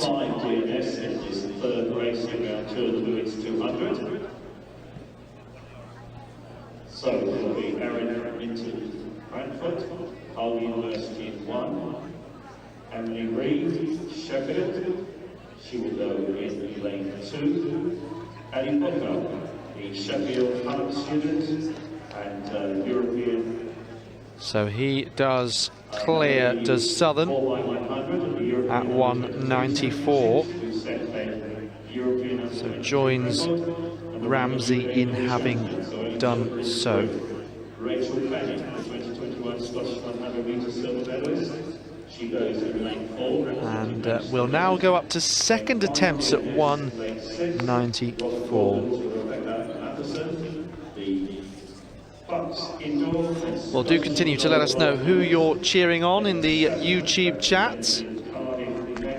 Wiley does make it over second attempt.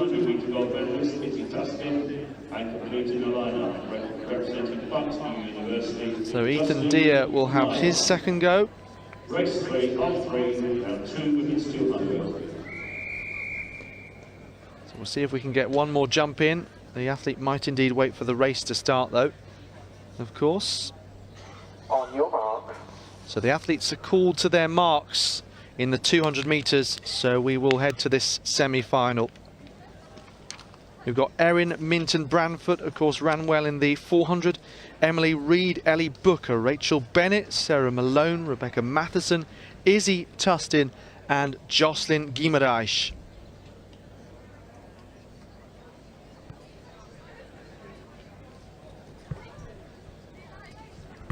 So the second semi-final of the women's 200. So watch out for Ellie Booker from lane 3 in the maroon of Sheffield Hallam, moving past Rachel Bennett already. Rebecca Matheson going well in the purple and navy of Robert Gordon.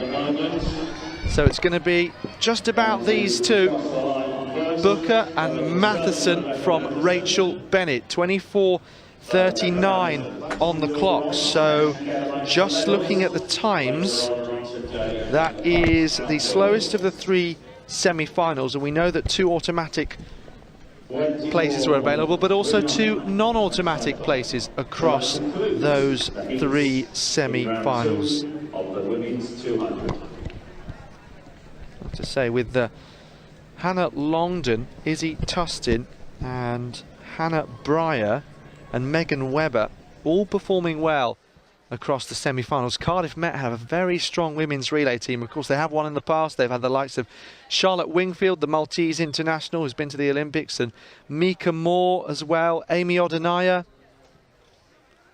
All top athletes.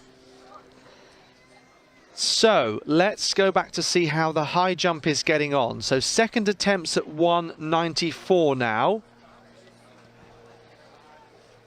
That concludes the women's 200 semi-finals.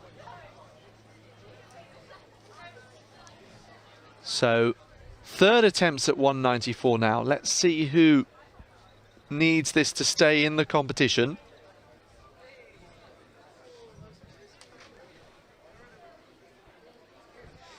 So 8:43, Jacob Thompson of Leeds Beckett. He's had 2 failures so far.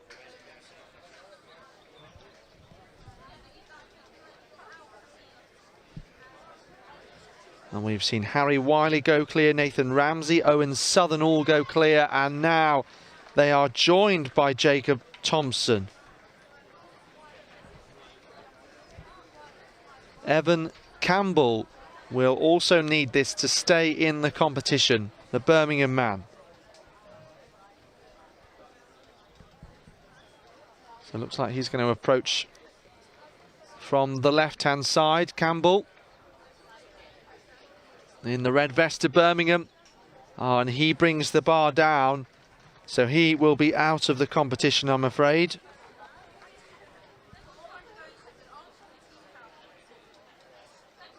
Just looking to see if there are any third attempts at 194. Doesn't look like anyone's next to go. They're all got extra layers on at the moment, the other athletes. So the bar will go up to 197 next in the men's high jump final.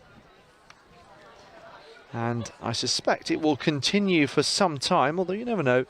But what we do know is that the qualification height of 202 to make the final proved ambitious. And the 4 winners will be joined by the 4 fastest non-automatic qualifiers.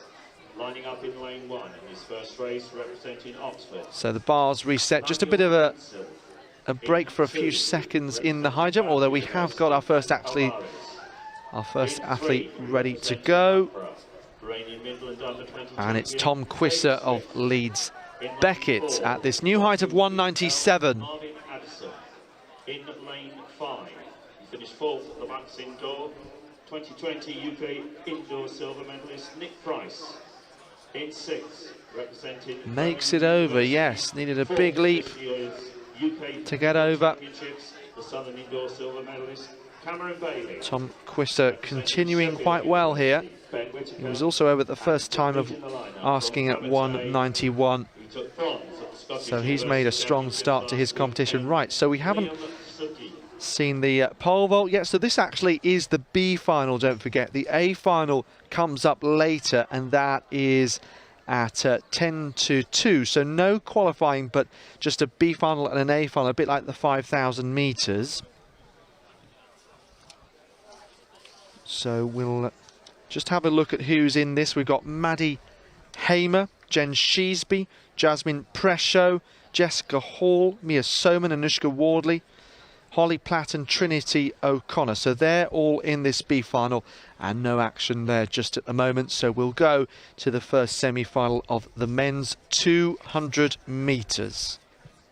And here they are. We've got Lemuel Krensil of Oxford, Matthew Alvarez of Bath, Loughborough's Bailey Swift is in this, so lifetime best 21.46, the Midlands under-20 champion. Marvin Addison of University of East London, always strong. East London in the sprints, 21.6, his best. Nicholas Price of Staffordshire, the British indoor silver medalist from 2020, 21.13 at best. He was 4th indoors. Cameron Bailey of Birmingham then, Southern indoor silver medalist this year. Southern outdoor silver medalist also reigning. And Ben Whitaker of Sheffield, Liam Sutty of Abertay. Looks like it was a lifetime best for him to qualify. So you can't miss Nick Price really with the headband and the red vest. Cameron Bailey also in the red outside of him.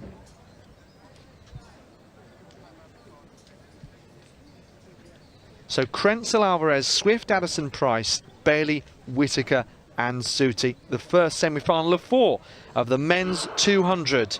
So just the winner qualifying, and then 4 timed spaces across all of the 4 semis. Price going really well. Addison on his inside. Swift inside of him in the African violet colour of Loughborough. Price now behind. It's Swift and Addison. Just going to take it, I think, is Swift. 21.76, and that was all important for that spot in the final. Wow. Really, really close. 21.76. Swift was just coming through and he managed to lean, I think, at the right time. Well, it could have been a bit late. We'll wait for official confirmation. So Price and Bailey, the two in red. As we come through here, ahead of them, Addison in the pale green, if you like. Oh, it was very close. And Swift did dip quite late. Right, so I can tell you the bar's at 197 in the high jump. Unable to clear is Owen Sullivan with his first go.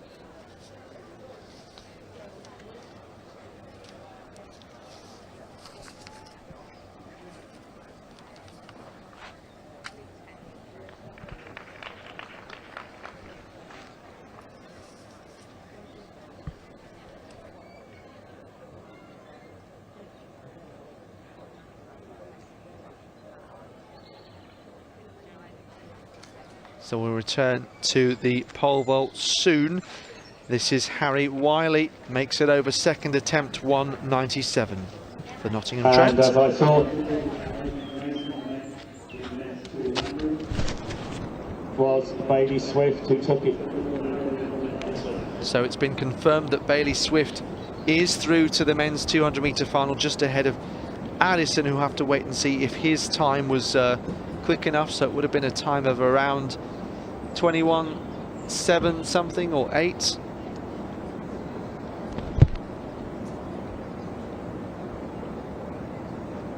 This is Ethan Deere of Stirling, second attempt 197.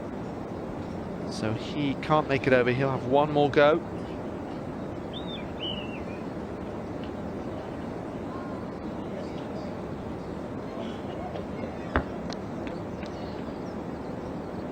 Well, we think the likes of Rory Dwyer might still be yet to enter. He has a best of 217, and this is at 197. As we have a look at Jacob Thompson, so his teammate Tom Quisser is already through. Second attempt, 197 for Jacob Thompson of Leeds Beckett. For race 2 of 4 in the men's 200. Representing Cardiff University, Jonathan Knox. Representing Thompson Brunel. running towards this bar. Samuel Nash. Then in lane 3. Doesn't seem to generate much pace, but then leaps upwards. The 2021 European Under-20 gold medalist, the BUCS indoor silver medalist this year, Derek Kinlock. Alongside so he'll have one more go. 4, the Cardiff Met student, Thompson European indoor 4x400 did make it over the third attempt, 194. Of course, just a moment ago. In lane 5, the 2021 Scottish champion, representing Loughborough, Greg Kelly. Over to the second semi-final of the men's 200 metres then. Jonathan Knox of Cardiff in 1, Brunel's Christian Samuel Nash. Alongside then Derek Kinlock, the European Under-20 champion, of course, 2072 his best. He was second at BUCS indoors, behind Alex Head-Up-Wilson, who's been doing the 100 this weekend. Joe Breyer alongside him, 21.13, the man who was part of the British relay quartet at the Olympic Games in the 4x4, normally a 400 runner. Greg Kelly of Loughborough, Scottish champion over this distance. Evan Blackman won his heat, Marius Ball PB to qualify, and a Solar of Bath on the outside.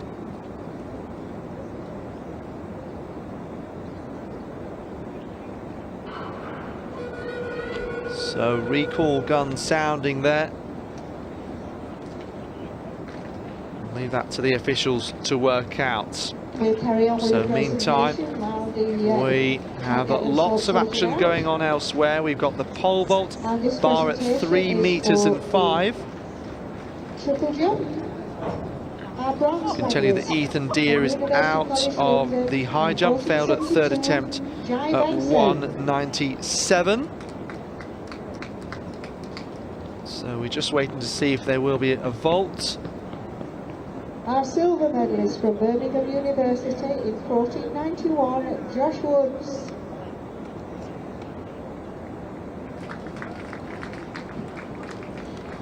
Our gold medalist and BUCS champion for 2022 from Bedfordshire University in a jump of 50 metres 07, Joseph Gilks. So 15.07 for Joseph Gilks of Bedfordshire to take it from Josh Woods of Birmingham and Jay Benson of UCL.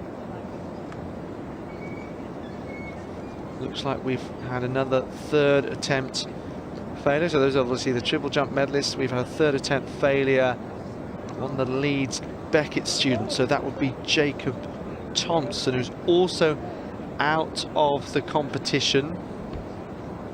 So that's where the high jump is at now. And again out is Nathan Ramsey of Newcastle. So we're just resetting the bar. Hopefully we'll catch a vault here for these women. This is their B final.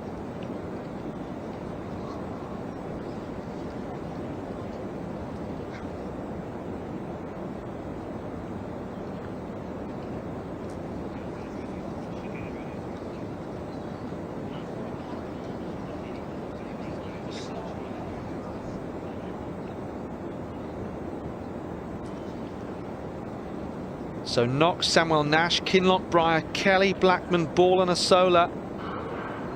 They get underway. Second time of asking then. Kelly going well, the tall figure, African Violet. What about Evan Blackman on his outside in the white and platinum purple of Durham, but Joe Breyer coming through the centre on there inside. Derek Kinlock still battling, so close. So Breyer and Kinlock. Breyer coming through now for Cardiff Met to win that one. Very close in second place. Greg Kelly was finishing fast from lane 5 for Loughborough. 21.35 on the clock, so that is some 4/10 faster than the first semi-final for Joe Breyer, and only a couple of tenths off his lifetime best. Okay, so the bar's moved up to 2 meters now in the high jump, and Tom Quister unable to clear on your screen, so he'll have 2 more goes.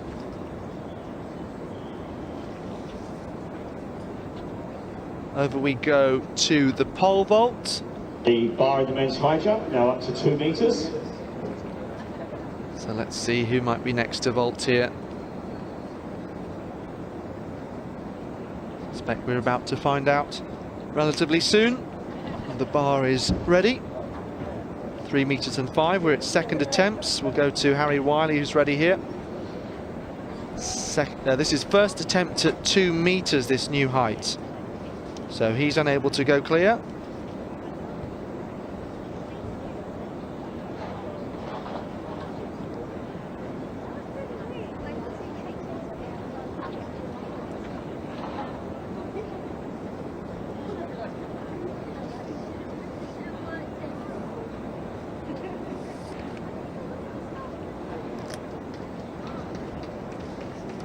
So massive clearance there for Tony Ademu-Wagan. I think he's just entered at this new height of 2 meters. So he goes clear, nice and easy first attempt. Owen Sullivan coming. For the slide the men's 200-meter finalists. In lane 1, representing Southampton University, Harry Osborne. In 2, so here is Owen Sullivan. Tom White. From Stirling University, he goes in lane 4.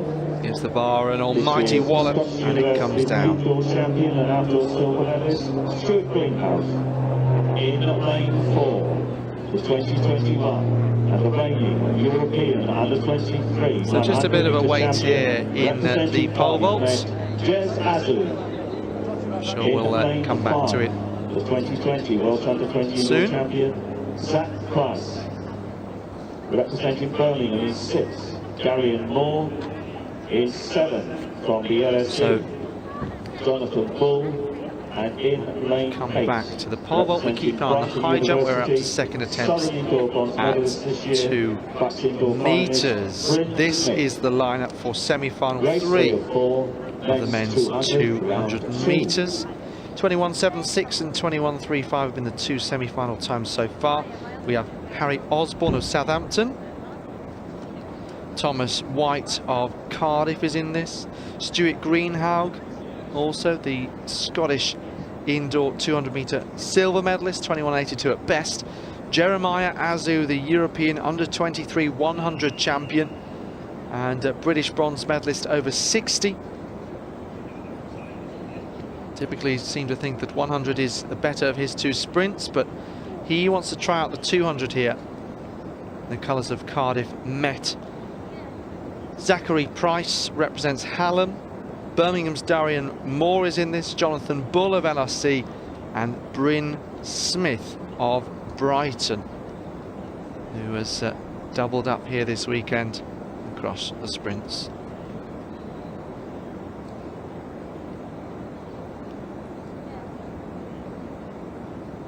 So the athletes called to their marks here. Let's go Azu, says James Hansen. He's just settled into his block. So Osborne, White, Greenhalgh, Azu, Price, Moore, Bull and Smith. So just the winner going through, of course, automatically.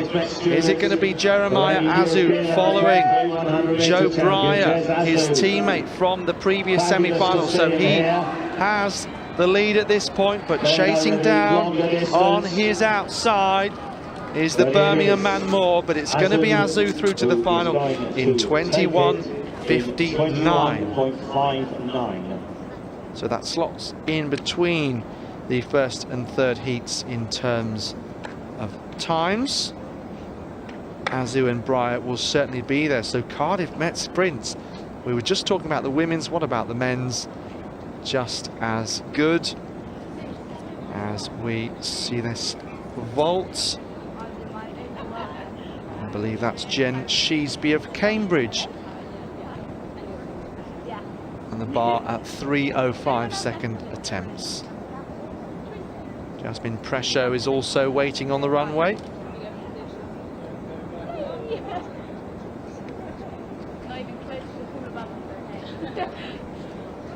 High jump, third attempts at 2 meters now.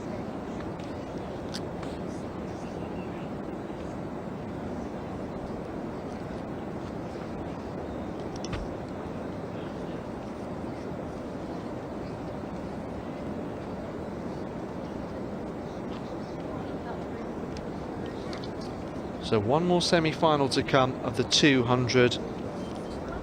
Pole vault B final underway, and here third attempt at 2 meters, a brilliant clearance there for the Leeds Beckett man. So that's Tom Quisser then. Let's see if anyone else needs this to stay in the competition. Lots of support for Jeremiah Azu. What he just did to win there, and there is a pole vault clearance for the Bath student. So that will be Jasmine Presho at 3:05. University Alex Williamson. In 3, representing Leeds University, Frederick Nielsen. So her teammate Anusha Wardley next. Looks like she will vote in a minute. Champion, BUCS indoor bronze medalist this year, Jason Kalala. Representing Queen Mary University, Louise Menzies Walker. In lane 6, the 2021 Northern Senior silver medalist, the Irish under-20 international, who reached the European under-27. So here comes Wardley. Reality. 3:10 lifetime best. Ottawa. Alex Marshall, Canterbury Christchurch, Able to DNS execute 7, her vault there at Michael Demar, 3:05. LSE in 8. Okay, Benjamin Tope of University Central Lancashire, Edinburgh's Alexander Pusty Williamson, Frederick Nielsen, the Danish athlete representing Leeds, Jason Kalala, Brunel, certainly one to look out for. 21.26 at best the indoor champion nationally at under 20 level. Louis Menzies Walker of Queen Mary, Reality Osua, the Hallam student, Northern, silver medalist, 21-27 at best, so very close. Alex Marshall, Canterbury Christchurch, the Kent County champion, and Michael Demoa, he represents LSE.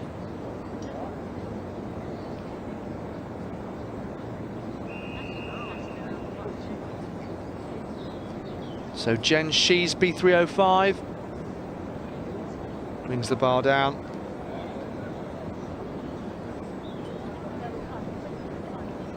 So she's out of the competition. The Cambridge student. Bar's just moved up to 203 in the men's high jump. We'll go back to that in just a minute. Looks like Rory Dwyer is entering the competition. We're at first attempts at the moment. Harry Wiley has failed at his. So we are underway. Topusi Williamson, Nielsen, Kalala, Menzies, Walker, Asua, Marshall and Demoa. Menzies Walker going well in the white of Queen Mary. Asua now pushing through in the maroon of Hallam, but leading them both is Kalala of Brunel, who makes it through to the final. Very close with Nielsen of Leeds in the green. Can you medal again at these outdoor championships? For the second spot behind, but of course only one making it through automatically. 21:59, so that was the same time as the clock showed, certainly for Jeremiah Azu as Kalala. And there is then a break on the track because we did not need the semi-finals of either the women's or men's sprint hurdles. So once the men's ambulance 200-metre final finishes, the next track event will be 12:50, the men's wheelchair 100 metres. So making it over their first attempt at 2:03 is Owen Sullivan.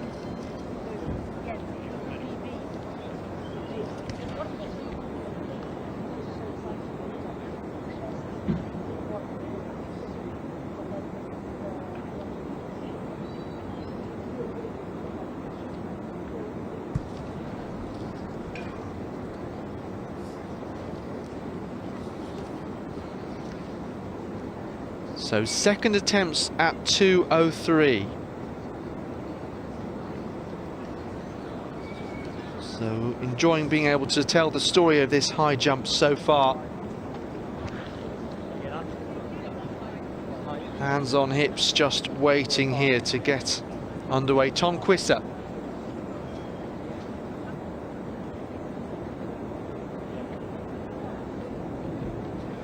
Here comes Quisser, second attempt, and he does make it over. To a round of applause here in Chelmsford. After the third time clearance at 2 metres as well. Great stuff from Quisser. So Rory Dwyer is just down here and ready for his jump. Adam Wagon entering the competition at 2 metres, joining his teammate Harry Wiley. So quite possibly everyone has now entered.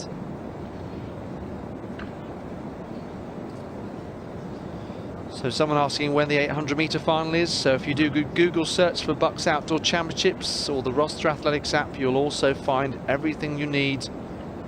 The 800-metre finals start at 1:10 So it's the Roster Athletics app that you need to download, or do a Google search for BUCS Outdoor Championships and you'll find everything that you need.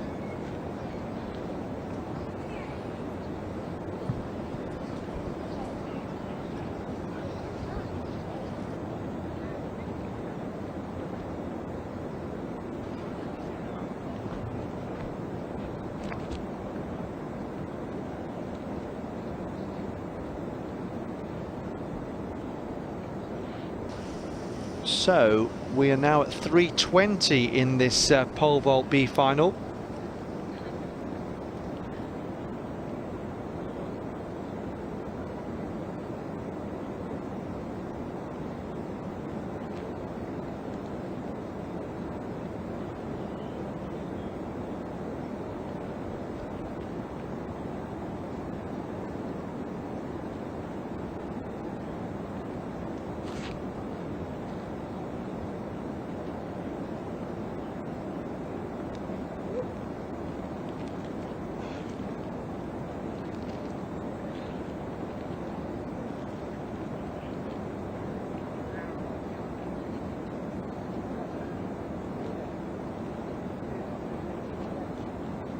Are in the high jump, 206.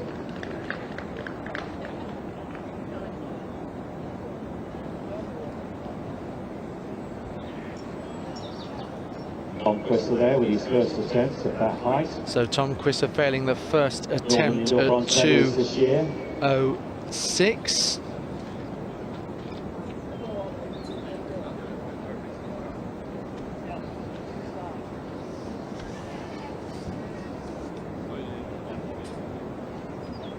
I'll try to come back to the high jump in a moment, but the men out for the ambulant 200-metre final.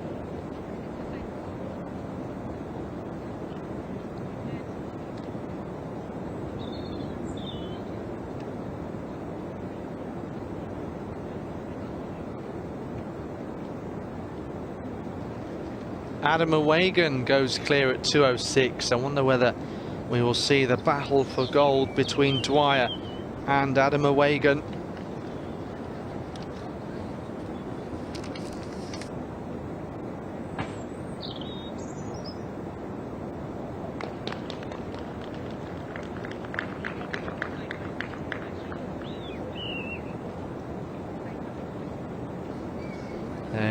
Another clearance at this new height of 3:20 for the Birmingham athlete Trinity O'Connor, after Holly Platt appeared to do the same. And Rory Dwyer has failed in the high jump, his first attempt at 2:06.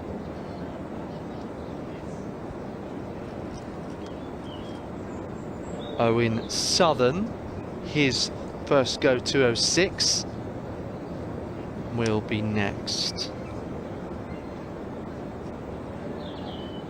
as we see Maddie Hamer of Brunel fail at her first attempt. This is Owen Sullivan, does go clear, so really strong from him at 2:06 after a few failures that we saw at previous heights.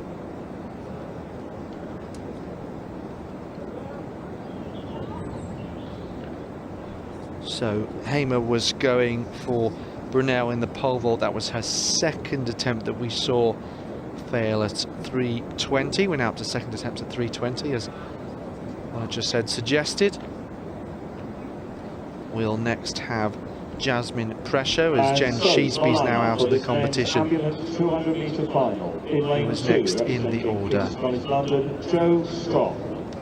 In lane 3, representing Loughborough, the BUCS 60-metre silver medalist this year, Emmanuel Oyimbo Coker.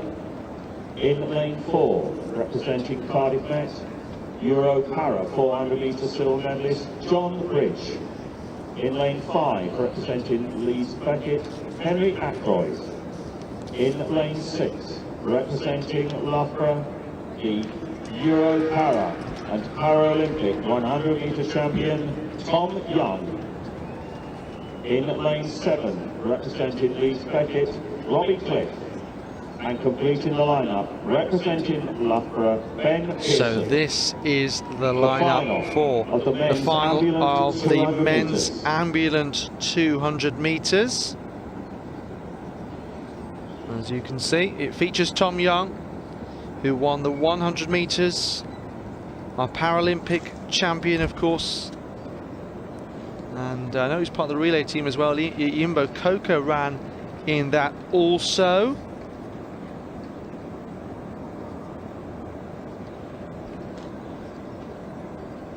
John Bridge, also a medalist in the 100 as well.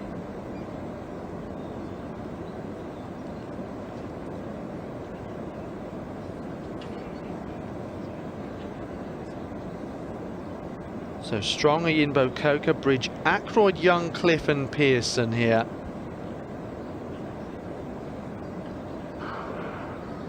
So Tom Young hoping to do the sprint double at the BUCS and BT Outdoor Athletics Championships in Chelmsford, and what a first 50 metres he's had.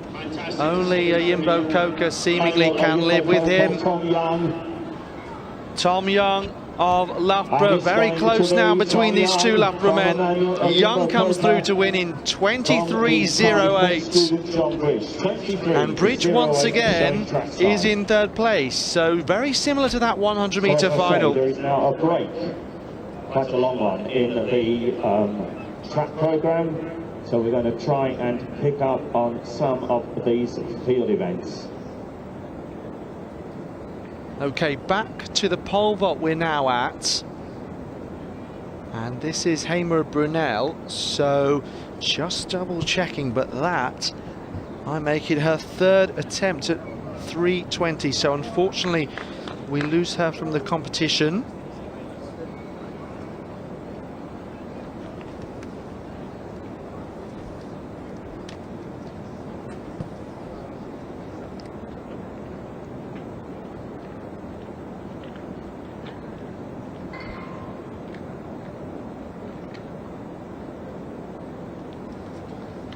We're getting quite close to the point where medals might be decided in the men's high jump as well, don't forget.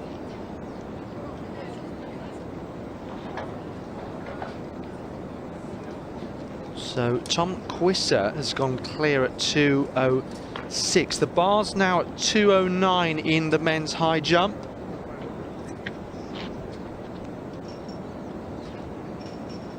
So Quisser unable to clear 2:09.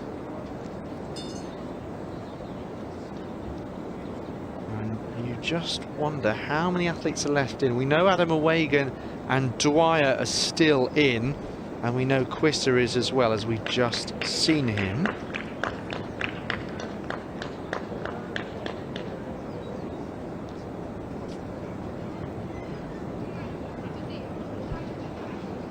Rory Dwyer, first attempt at 2:09.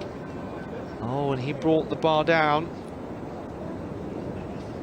So entering the competition quite late, and he's just trying to get into his rhythm. Here's Dwyer.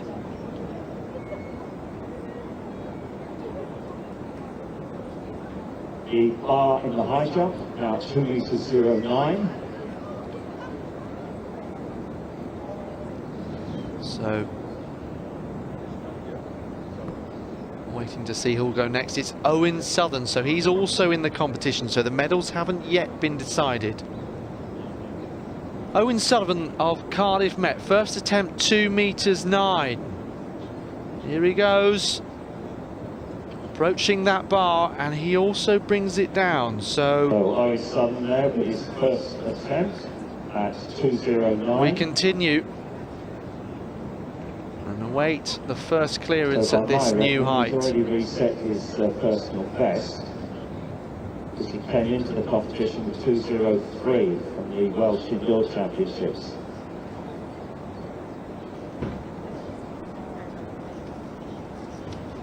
Over to the pole vault we go. Jessica Haller-Brunel, she does clear.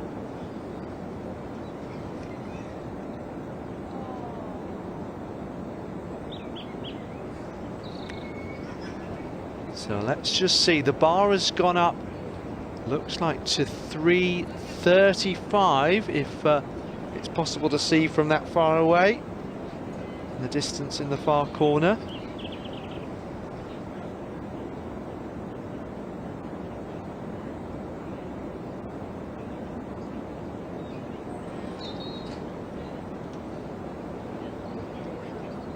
So first attempts at this new height. Meanwhile, we're at second attempts at 2:09 in the men's high jump.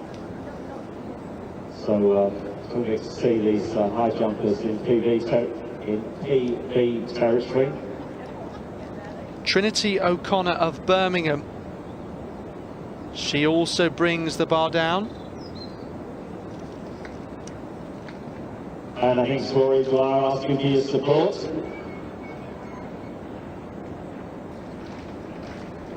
Rory Dwyer, second attempt 209. Let's go.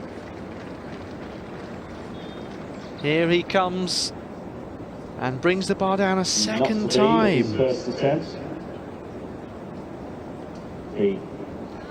Now, I think that Tony Wagon might have passed at this height. In 2019.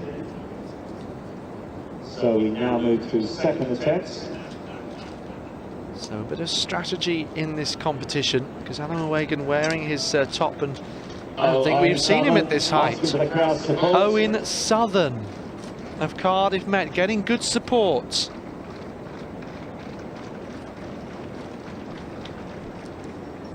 But he can't make it over. I think his first attempt was actually a little bit closer.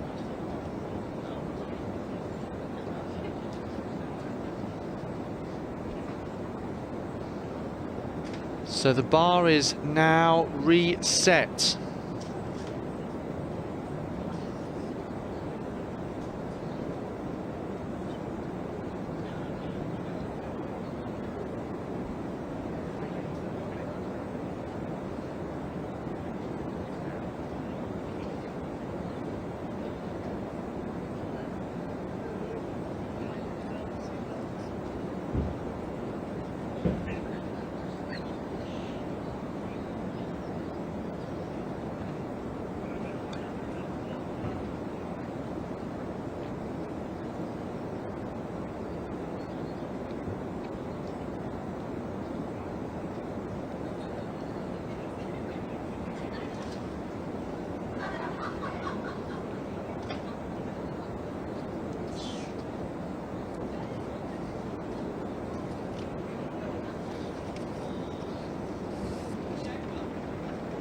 So also unable to make it over at 209. Tom Quizzer's out. That was his third go.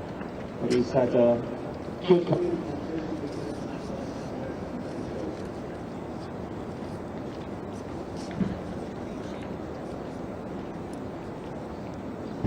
So shakes the hand of the officials. Lots of finals coming your way. I've got all these bits of paper in front of me. The 800-meter finals I've got. So just have a look at the Roster Athletics app for the schedule. You can also find it on the BUCS website. Next to jump.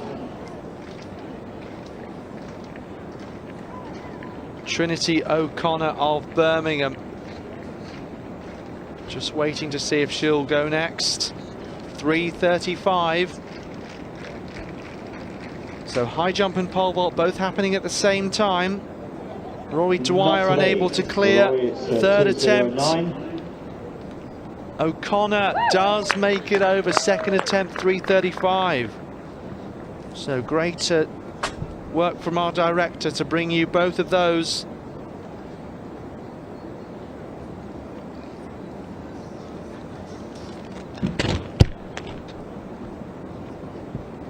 So O'Connor continues in the competition.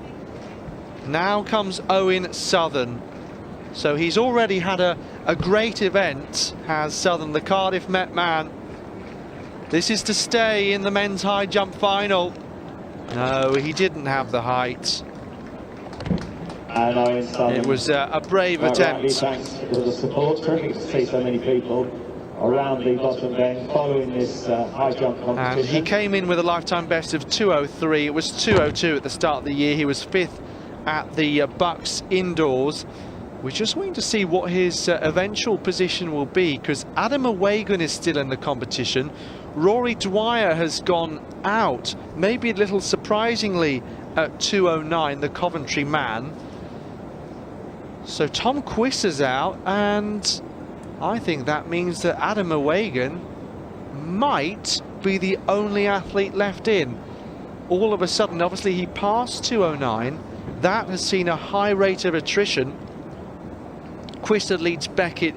Dwyer Coventry, Southern, Cardiff Met all going out. And unless anyone else is yet to enter or has passed as well. More on that in a second. Jessica Hall, Brunel. So Hall, they're going over. New height of 350. That's the bar at 2 metres 12.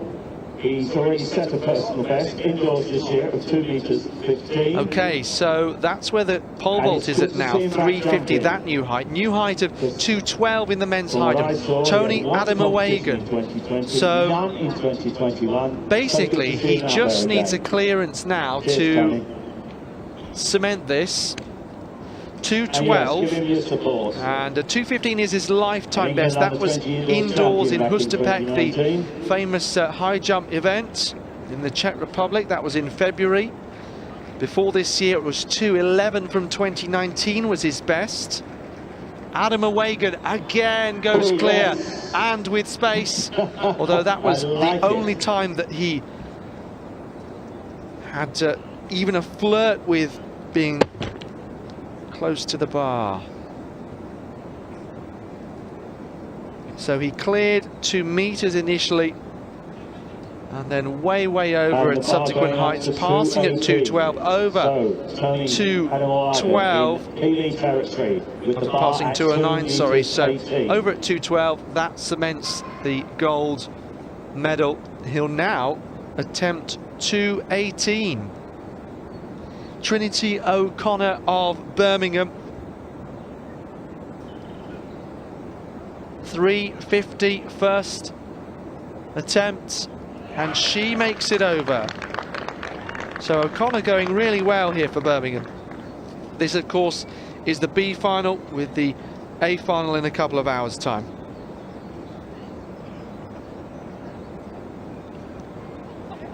We'll have to wait and see whether anyone is yet to enter there. But it's now very much clear that Tony Adamawagan is our high jump gold medalist, and it's just how high that he can jump. 218 will be the next height he will go at. So you're watching the BUCS and BT Outdoor Athletics Championships, Chelmsford Sport and Athletics Centre here, the new home. We've moved from Bedford.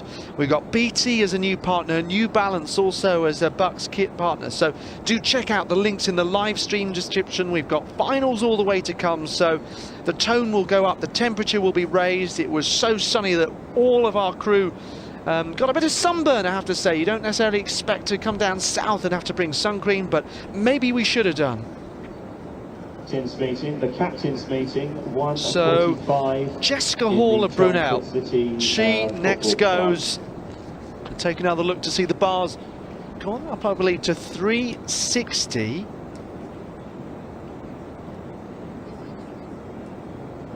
O'Connor in the background, we've seen that she's already cleared 350. We know Jen Sheesby's out of the competition, Maddie Hamer as well. Nottingham Trent at PB height of 2 metres 18.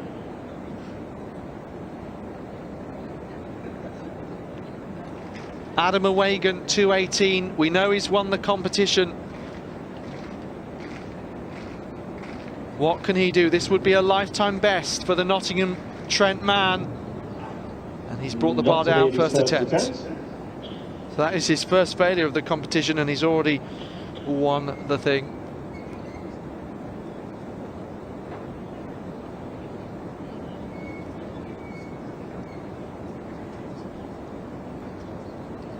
While that was going on, Hall of Brunel brought the bar down at 360.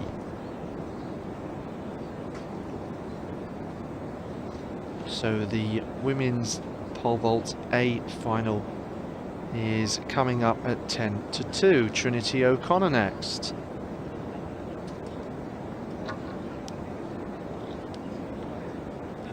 So as I say, it is similar to the high jump, just a matter of working out whether anyone else is still in the competition other than Hall and O'Connor.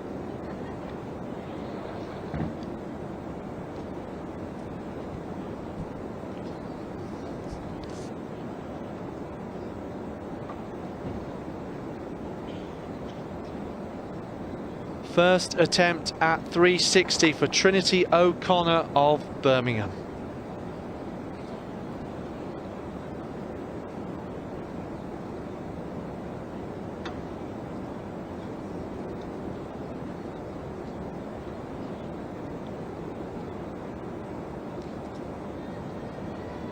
So here she goes, the Birmingham student in the red.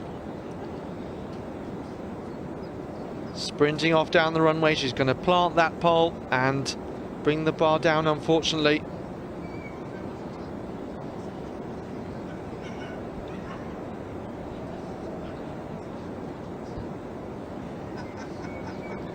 Adam Wagon, he has all the time in the world, only him out there. Owen Sullivan in the background.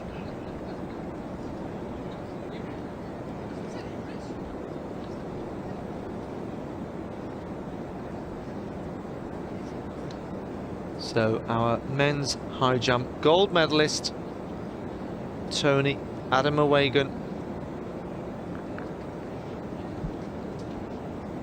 The England under-20 indoor champion in 2019. He was then second outdoors that same year. He was fifth at BUCS in 2019 as well, the last time we had an outdoor championships. Here he is, Nottingham Trent University in pink. Adam Wagon at 2:18 for a lifetime best. Brings the bar down again, so we'll have one more go. A decent opportunity to try and go for a PB, of course. Paula Brunel, second attempt 360 then.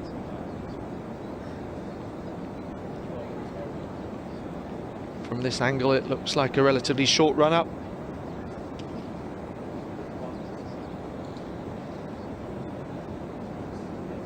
So she plants her pole up to 12 o'clock nearly and brings the bar down again.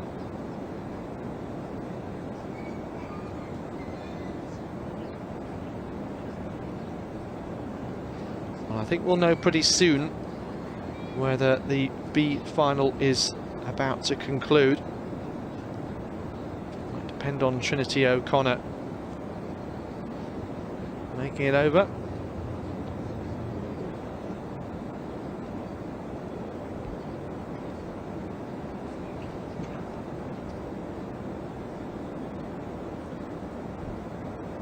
Wagon receiving some advice.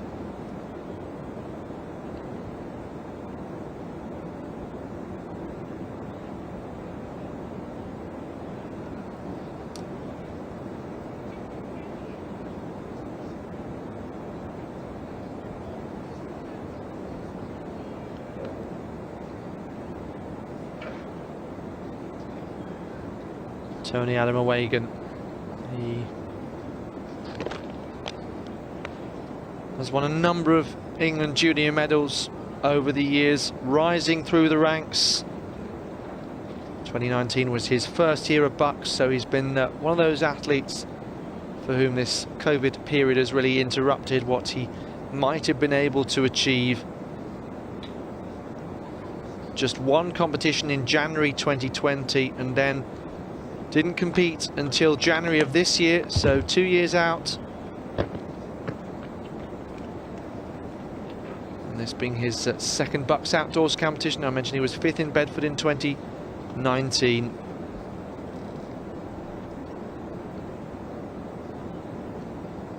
Also done some long jump and triple jump, but focusing on the high jump pretty much for the last 7 years.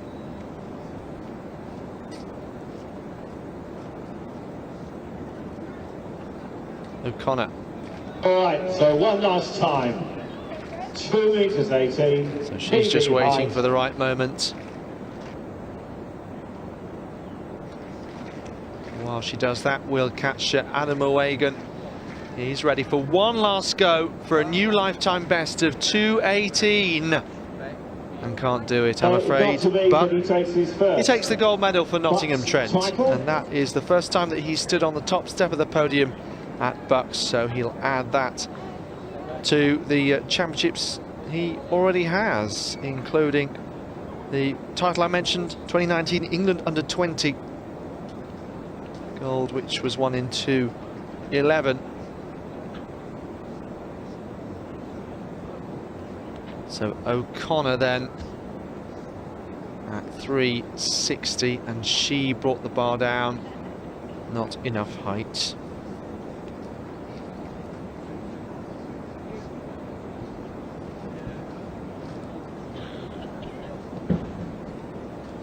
So over to third attempts.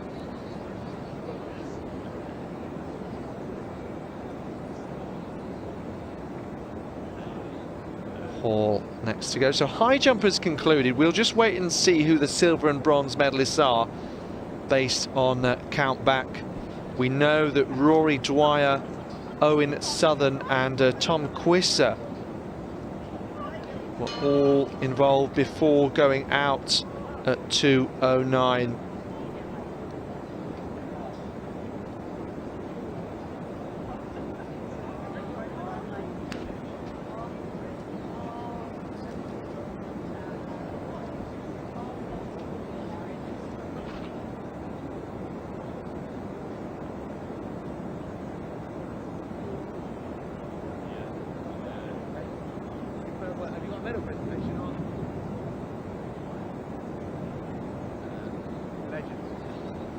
So Hall and Brunel, third attempt, 360.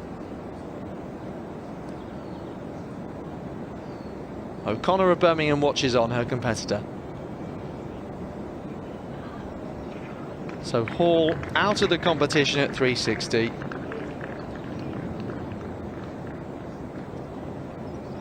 And now we'll see what O'Connor can do.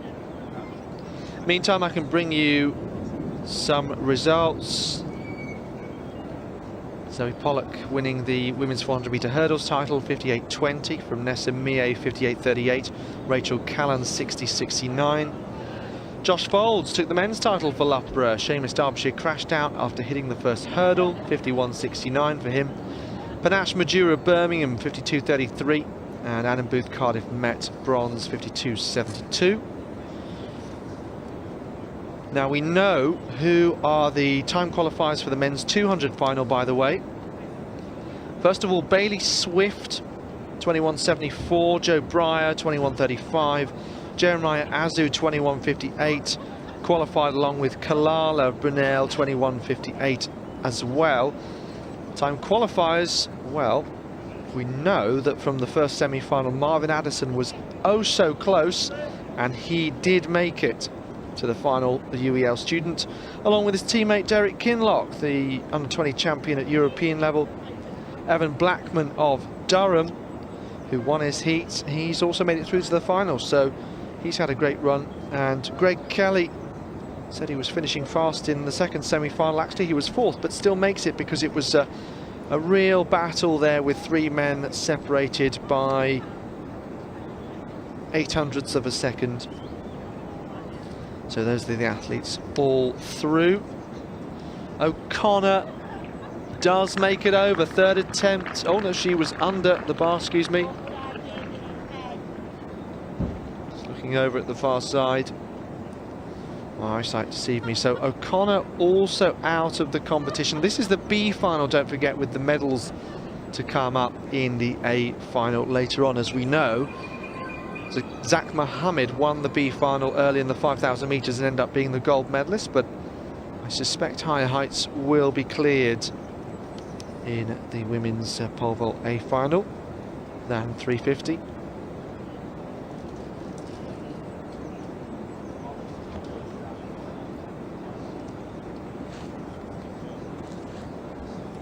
So lots of simultaneous events happening. As you can see, the women's discus has just got underway. Ambulant discus happening alongside.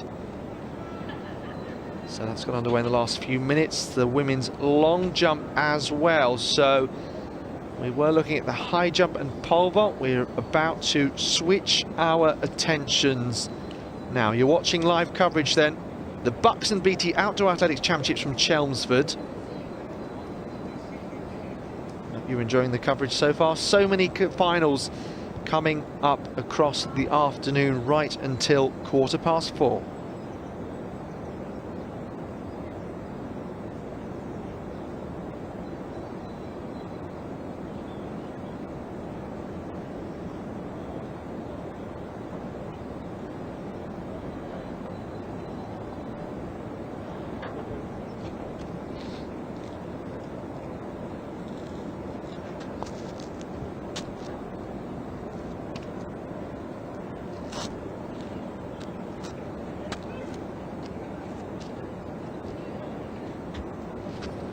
Just been handed the results of the women's 200 metre semi-final. So we know Hannah Bryant, Becky Jago made it through 23.84, 24.56. Rasheen Harrison 24.28 and Ellie Turner 24.75.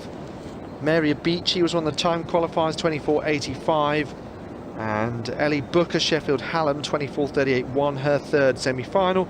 Rebecca Matheson, so she makes it 2 finals across the 2 sprints for Robert Gordon 24.70. Rachel Bennett, Manchester Met 24.88. So those will be the finalists for the women's 200, and that will come your way again, this time for the men's at 25 minutes past 2. So in 1 hour's time.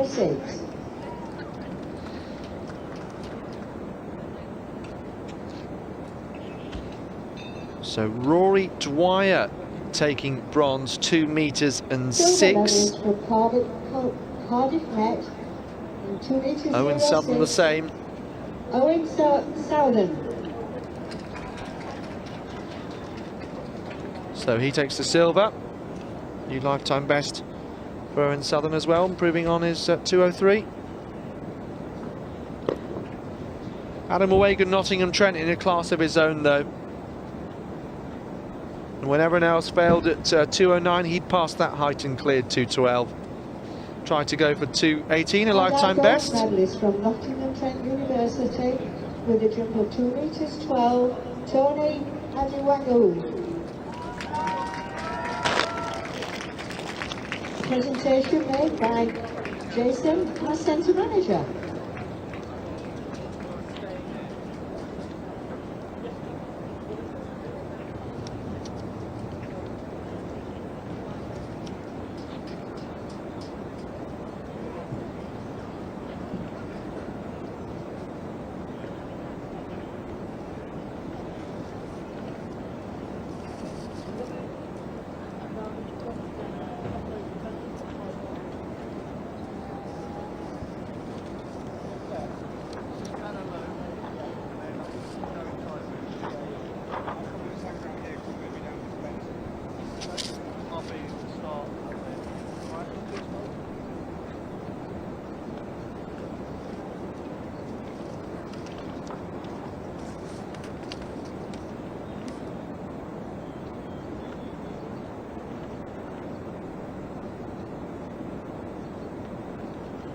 So that concludes the end of the 5th session. We're going to move over to session 6, which is a new YouTube video.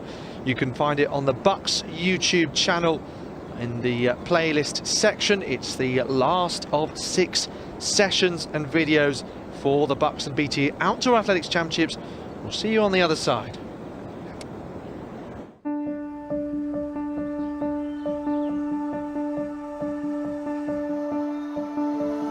I'm a connector of people. I'm the reason you can video call your loved ones. Let friends know you got home safe. Work from home or jump on the latest social media trend. Whether I'm climbing in a city or somewhere remote. Jumping in the van early in the morning to repair storm-damaged cables. Fixing a fault at a roadside box. Or learning about new technologies. I'm proud of what I do. Because what I do impacts millions of people every day. I'm literally connecting people. If you told me last year that I'd be working as an engineer, keeping the country connected, I'd have said, no way, that's not me. I'm not even technical. But here I am. I guess we're in the business of changing people's minds as well as careers. I work for a company that values me. BT encourages me to learn and progress my career. One day, I could become a specialist, a trainer, or even a leader. I'm proud of what I do. I'm powered by me. And empowered by BT.